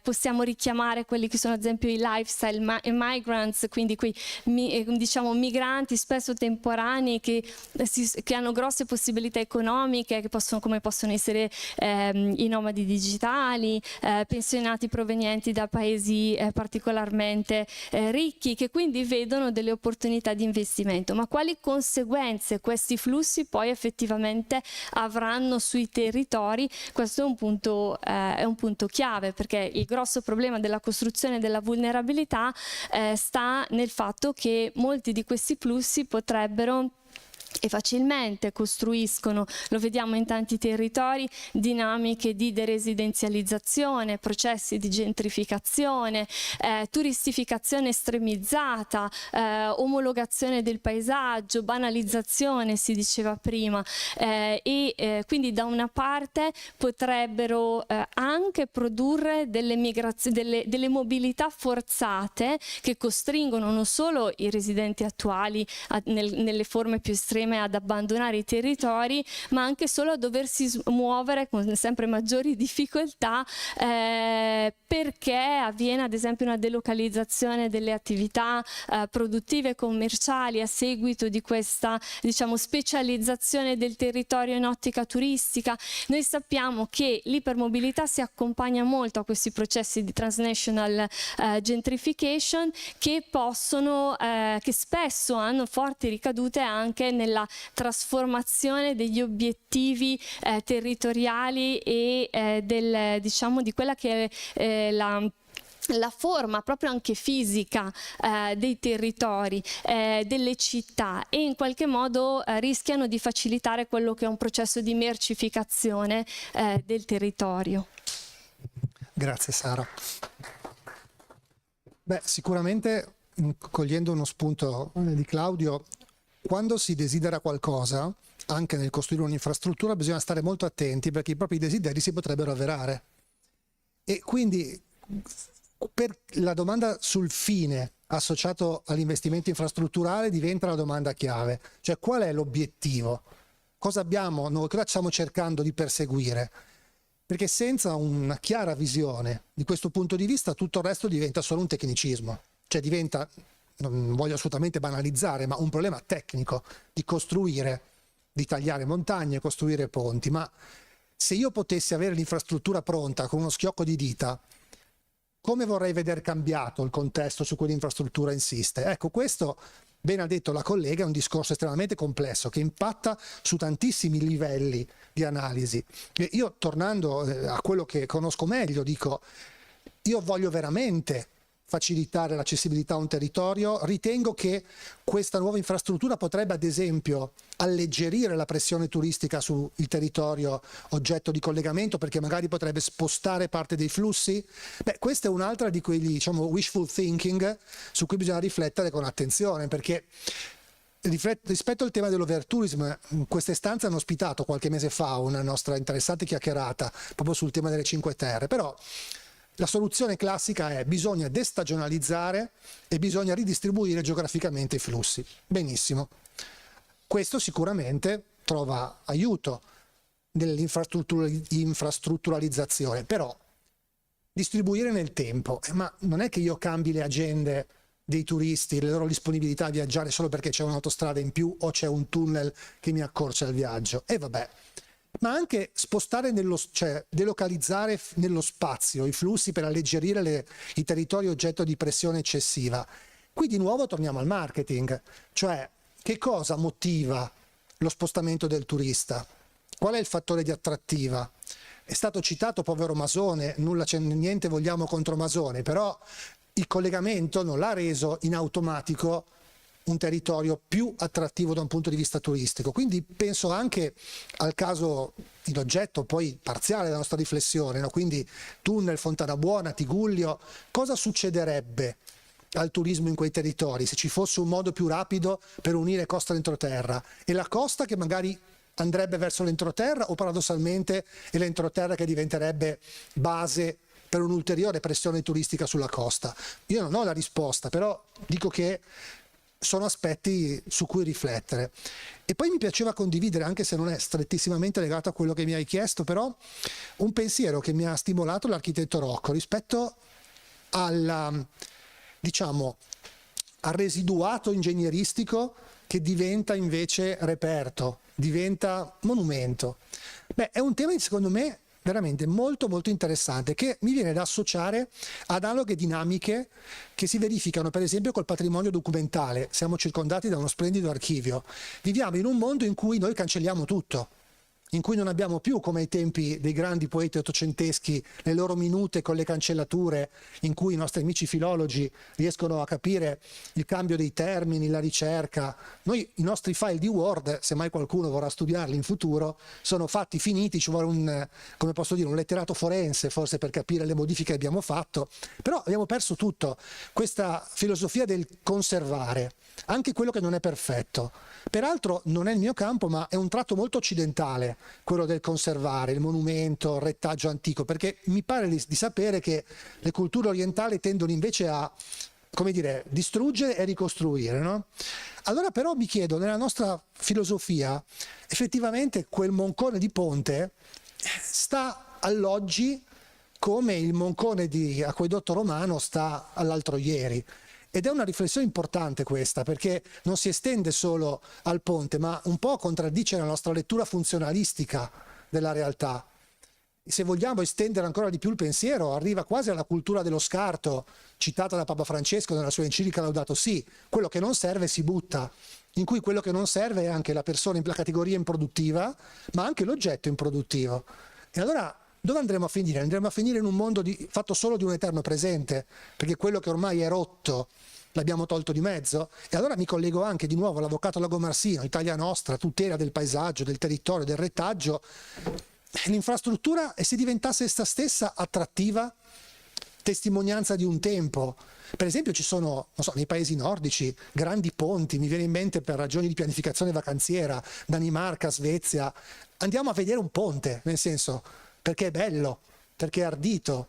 E allora forse magari anche la nostra autostrada diventa domani o già oggi un fattore di attrattiva di per sé. Quindi, chiudendo il cerchio, infrastruttura sì, infrastruttura no, ricaduta positiva, ricaduta negativa, non dovevamo dirlo noi, però la riflessione è veramente complessa, perché dipende anche dal punto di vista, e qui ne abbiamo messi intorno a un tavolo davvero tanti e complementari, secondo me.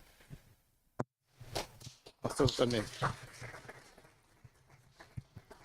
Condivido assolutamente. Se posso fare una battuta, di occasioni ne diamo tante a quelli che sono fermi in autostrada di poterle contemplare. Quindi, dire. No, però appunto direi mi hai rubato la conclusione. Effettivamente quello che direi è emerso dalla discussione di oggi, poi ovviamente se ci sono domande siamo sia noi sia i relatori iniziali disposti ad ascoltarle, a provare a rispondere, è che la necessità di un approccio multidisciplinare, interdisciplinare a questi temi, proprio perché da un lato non dobbiamo demonizzare le infrastrutture. Ora mi ero segnato una domanda come dire provocatoria, ma qual è il costo che stiamo pagando in questi anni di avere una rete infrastrutturale così carente nella nostra regione? È qualcosa che non sapremo mai definire probabilmente, però sono una serie di opportunità mancate che sono notevoli. Un po' di anni fa andavano di moda studi il costo del non fare. Oggi se ne parla meno, però effettivamente dal crollo del Ponte Morandi, e probabilmente non è un caso che tutte le relazioni o nelle fotografie o nel testi, come dire, in qualche modo hanno fatto riferimento a quello, pur non parlando in realtà questa è la giornata di oggi, come dire, di quell'evento. Però danno un'idea di quanto le infrastrutture plasmino la nostra vita. E quindi niente, di nuovo un ringraziamento al professor Bacigalupo per aver lanciato l'idea di quest'oggi, e se ci sono domande, interventi da parte del pubblico, prego. Riassumere un po' alcune cose. Devo vedere perché poi rimane registrato. Sì, rimane registrato. Allora, il primo punto che volevo sottolineare, intanto mi è piaciuto che ci sono stati molti punti di contatto e non ci eravamo messi d'accordo. Quindi è stata una discussione abbastanza ricca, ce ne vorrebbero di più forse, e anche in altre sedi. Due aspetti. Allora, il primo ovviamente è che alcune di queste cose di cui parliamo nascono, se non sbaglio, dalle compensazioni riguardanti la tragedia del Ponte Morandi. Quindi la questione tunnel Fontanabuona, la questione del tunnel subalveo, subportuale, come si chiama, eccetera, eccetera, potevano avere delle alternative, cioè quando qualcuno si è seduto lì al tavolo, non so se era Bucci, chi era, non lo so, si poteva optare per un modello di tipo diverso, cioè qualcuno ha detto sì, ma con questi soldi si potevano sistemare, non so, tutte le statali, Allora, io non so se questa era un'opzione veramente in campo, ma si è optato, diciamo, per un certo tipo di scenario su cui io credo che ormai non credo che si possa tornare indietro. Non so se tu sei più, cioè credo che ormai questi accordi siano stati fatti, non lo so, credo che siano già gli studi di fattibilità, gli espropri, leggevo sui giornali e così via. Non so se l'amico Parodi dei costruttori ANCE, che poi vuole intervenire, è più preciso su questo aspetto, ma forse diciamo che lì è stato uno snodo importante su cui forse si poteva intervenire, visto anche la quantità di risorse che purtroppo, aggiungo purtroppo, erano disponibili. Quindi c'è una questione anche del ruolo istituzionale, cioè del ruolo delle istituzioni, sia dei temi del ritardo infrastrutturale, sia del non fare, sia dei NIMBY, sia di tutte quelle questioni che di cui sappiamo. È un problema anche di efficacia delle istituzioni nel mettere in moto determinate cose, sia dal punto di vista di 40 anni di blocco, sia dal punto di vista diciamo di queste scelte che recentemente sono state fatte. Io alla fine dico, ma di cosa avremmo bisogno allora noi qua in Liguria? Cioè, noi che avremmo forse bisogno di grandi cose, forse avremmo bisogno di alcuni, non so, di alcuni adeguamenti, di alcuni diciamo modernizzazioni di alcuni tratti, non lo so, ma anche visto la configurazione fisica, anche viste le gravitazioni, viste tutta una serie di cose, il terzo valico in realizzazione e così via. Cioè, non vedo poi grandissime cose che potrebbero essere in campo. Ecco. La vera questione forse oggi sono gli aeroporti, forse per esempio, che sono le stazioni di fine 800, le autostrade degli anni 60, oggi sono gli aeroporti i nuovi hub della competitività e dei collegamenti e dell'accessibilità anche internazionale e del turismo e dei businessmen e dei superpendolari e di tutte queste categorie. Forse negli anni 2000 è l'accessibilità aeroportuale che forse influisce sulle dinamiche di competizione dei territori in modo rilevante, forse. Le autostrade di oggi forse sono le reti aeroportuali? Boh, io metto un po' di pepe e metto un po' di carne al fuoco, E non solo un po'. Se posso solo fare un commento a quello che diceva Francesco. Per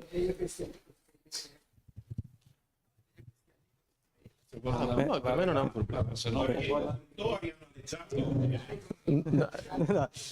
No, ma non... Solo un minuto per rispondere, provare a rispondere a Francesco. Allora, intanto è vero, queste opere di cui si faceva cenno nascono tutte da questo piano di opere, diciamo, di misure compensative in qualche modo per il disastro del Ponte Morandi. E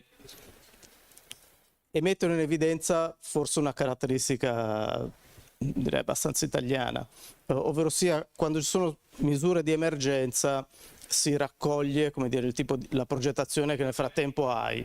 No. Questo probabilmente è valso per gli interventi del PNRR e in passato era valso per altre grandi opere, oppure si usavano grandi eventi, pensiamo agli anni 90, i mondiali, le colombiane. No? Sì. Così riveli la nostra età ormai avanzata. E questo mostra, appunto, dicevo, una lacuna nostra, cioè mancanza di una progettazione o comunque di un dialogo continuo su riflessione ordinaria sulle opere che si potrebbero fare, su le cose di cui necessitiamo per migliorare, come dire, lo sviluppo. C'era poi un'altra cosa brevissima, tu dicevi forse non abbiamo bisogno di tante opere e quando hai detto così mi è venuta in mente una cosa che faccio spesso vedere agli studenti, cioè se noi guardiamo la definizione di autostrada del codice della strada e guardiamo come sono le nostre autostrade non dovrebbero essere autostrade, e questo però dà un'idea di... Esatto, sono strade, esperimento veloce. Prego. Con questo... No, io vi ringrazio da direttore di ANCE Liguria, dell'Associazione Regionale dei Costruttori Edili. Mi chiamo Michele Parodi, faccio l'avvocato e seguo l'Associazione dei Costruttori.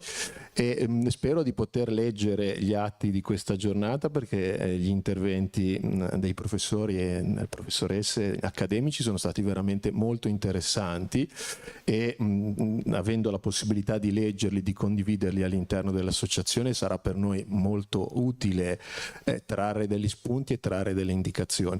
Io prima commentavo, diciamo, probabilmente molestando i miei vicini di sedia, e ho detto in questo dibattito interessantissimo forse mancano o potrebbero essere aggiunte 3 parole che sono regole, cioè norme, poi istituzione, perché è fondamentale. Parliamo sempre e comunque di opere pubbliche, quindi di opere che vengono realizzate, lo dico da avvocato amministrativista, con tutti i visti, i sigilli, i pareri, le valutazioni di impatto ambientale, le valutazioni ambientali strategiche, e un'altra parola che forse meriterebbe spazio è quella del lavoro. In Liguria lavorano 28.833 operai dell'edilizia, hanno prodotto nell'anno 2025 325 milioni di euro di massa salari. Questi sono numeri, diciamo, non c'è un sottotesto implicito, voglio dire, apologetico necessariamente del lavoro in edilizia, ma 28.833 operai esistono, 320 milioni di massa salari sono una realtà, il gettito fiscale che le imprese di costruzioni producono è una realtà ed è oggettivo. È molto suggestivo tutto quello che è stato detto. Io, che sono varazzino, ricordo una fotografia di Alfred Noack del 1866, che aveva il suo studio di sviluppo fotografico non distante da qui, in Vico del Filo. Io ricordo una ripresa fotografica di Varazze che sulla spiaggia aveva allestiti 13 bastimenti. Varazze aveva una tradizione navale, ha sempre avuto una tradizione navale importantissima, i cantieri Baglietto che hanno ispirato Renzo Piano nelle sue estati da bambino.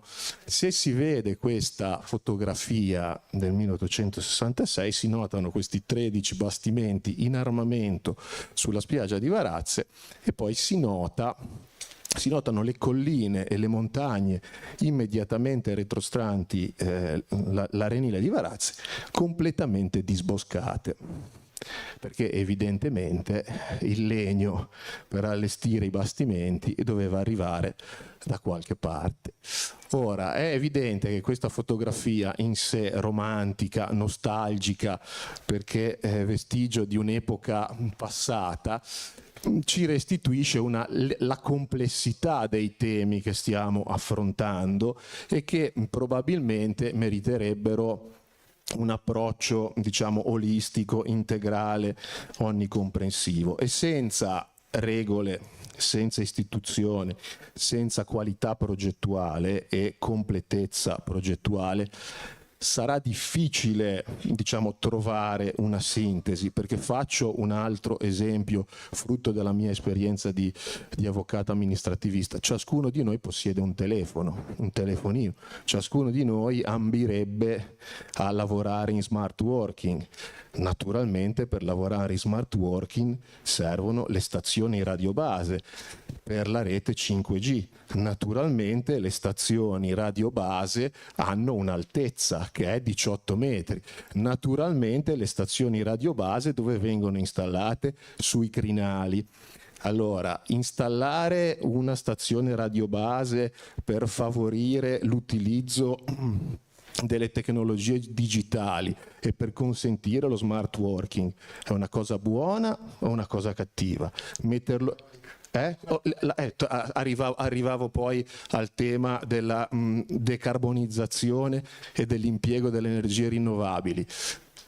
L'impiego delle pale eoliche è encomiabile in sé o merita, diciamo, una valutazione caso per caso, regole adeguate, regole aggiornate? Quindi, diciamo, la domanda o l'intervento o il senso del mio intervento da, diciamo, professionista che assiste alle imprese di costruzione è: probabilmente la sintesi è una sintesi di tutti i punti di vista, e credo che in questi termini ciò che può garantire effettivamente la qualità della regolazione e la qualità della progettazione è l'adattamento tecnologico, la capacità di cogliere le novità e la disponibilità a confrontarsi.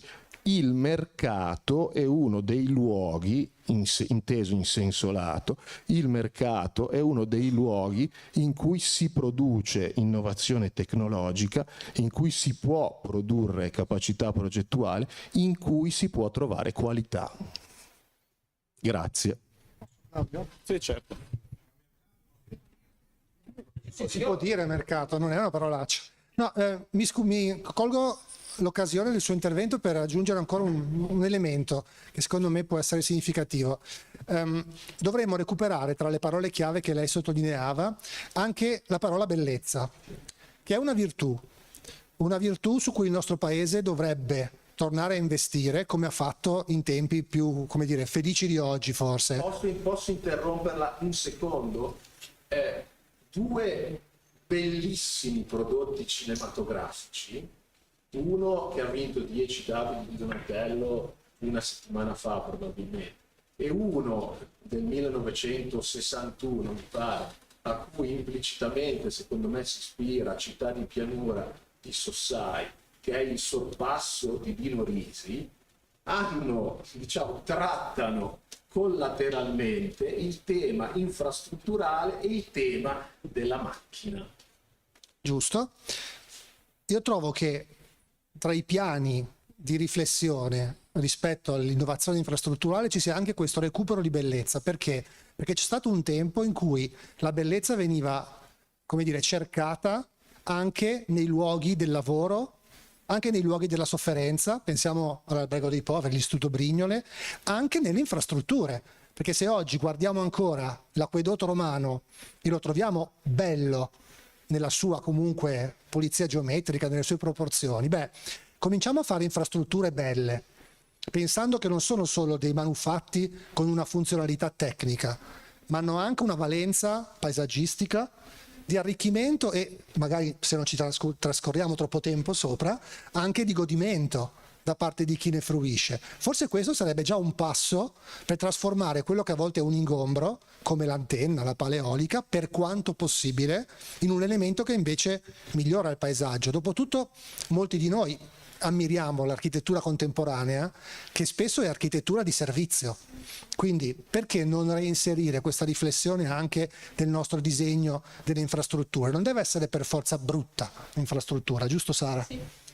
Sì, sono d'accordo con te. Oltretutto si parlava prima di attrazione, memoria.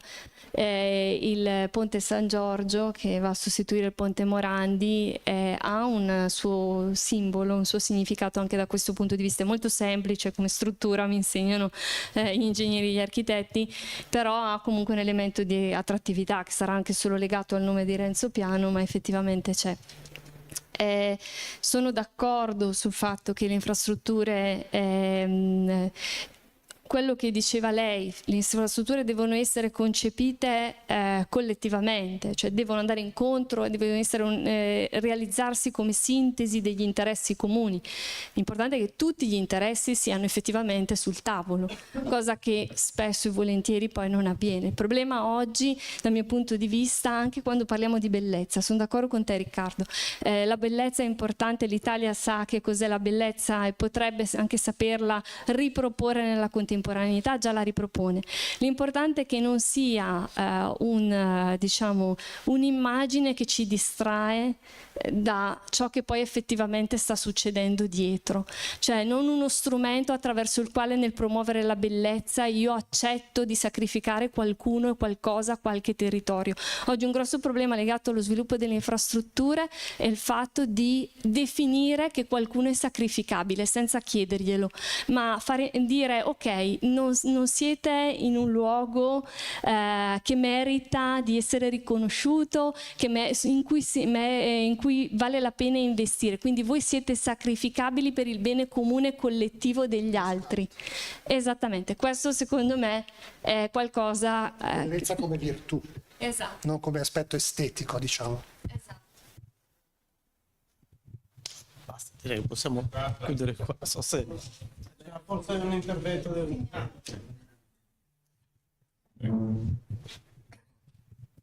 Sì, mi riferivo all'intervento dell'architetto Rocco per dire che la citazione è molto bella. Noi viviamo ancora la crisi dell'impero, la rovina dell'impero romano. Si può dare anche un'illustrazione più diretta pensando alla linea di successione Roma, Bisanzio, Mosca e alla potenza e la crisi della presenza russa, che quindi è in linea diretta con la caduta dell'impero romano.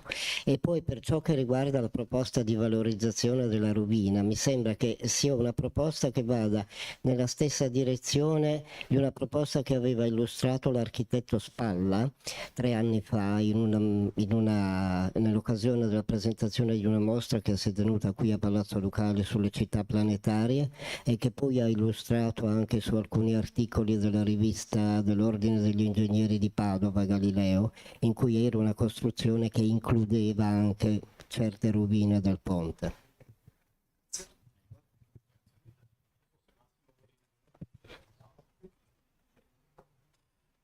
Ringrazio tutti, appunto mi fa piacere che si sia anche detto che si aspettano gli atti, per cui tutti i relatori riceveranno una lettera in cui si chiederà la consegna dei loro scritti e le norme e così via. No, grazie, è stato tutto molto stimolante, sono solo contento di aver incontrato sentito nuovi pareri, nuovi interventi, nuovi stimoli e confermato altre conoscenze, altre amicizie. E per cui non mi resta che ringraziare e salutare tutti, specialmente i nostri giovani ascoltatori, e volevo anche ricordarvi che la settimana prossima ci attende un convegno molto affascinante su Jonathan Swift e i viaggi di Gulliver, in occasione di un anniversario riguardante questo grandissimo inquietante genio che era appunto Jonathan Swift, che veramente poi anche lui sarebbe nota data, basta pensare all'Accademia di Lagado che lui descrive, l'assurdità dei discorsi quando poi la realtà è così diversa e come il genere umano falla prendendosi sempre troppo sul serio, no? Ed è fondamentalmente ridicolo, purtroppo secondo la visione di Jonathan Swift il genere umano si copre continuamente di ridicolo. Però qui fra il ridicolo e il tragico, però oggi ci siamo anche divertiti, dunque grazie a tutti.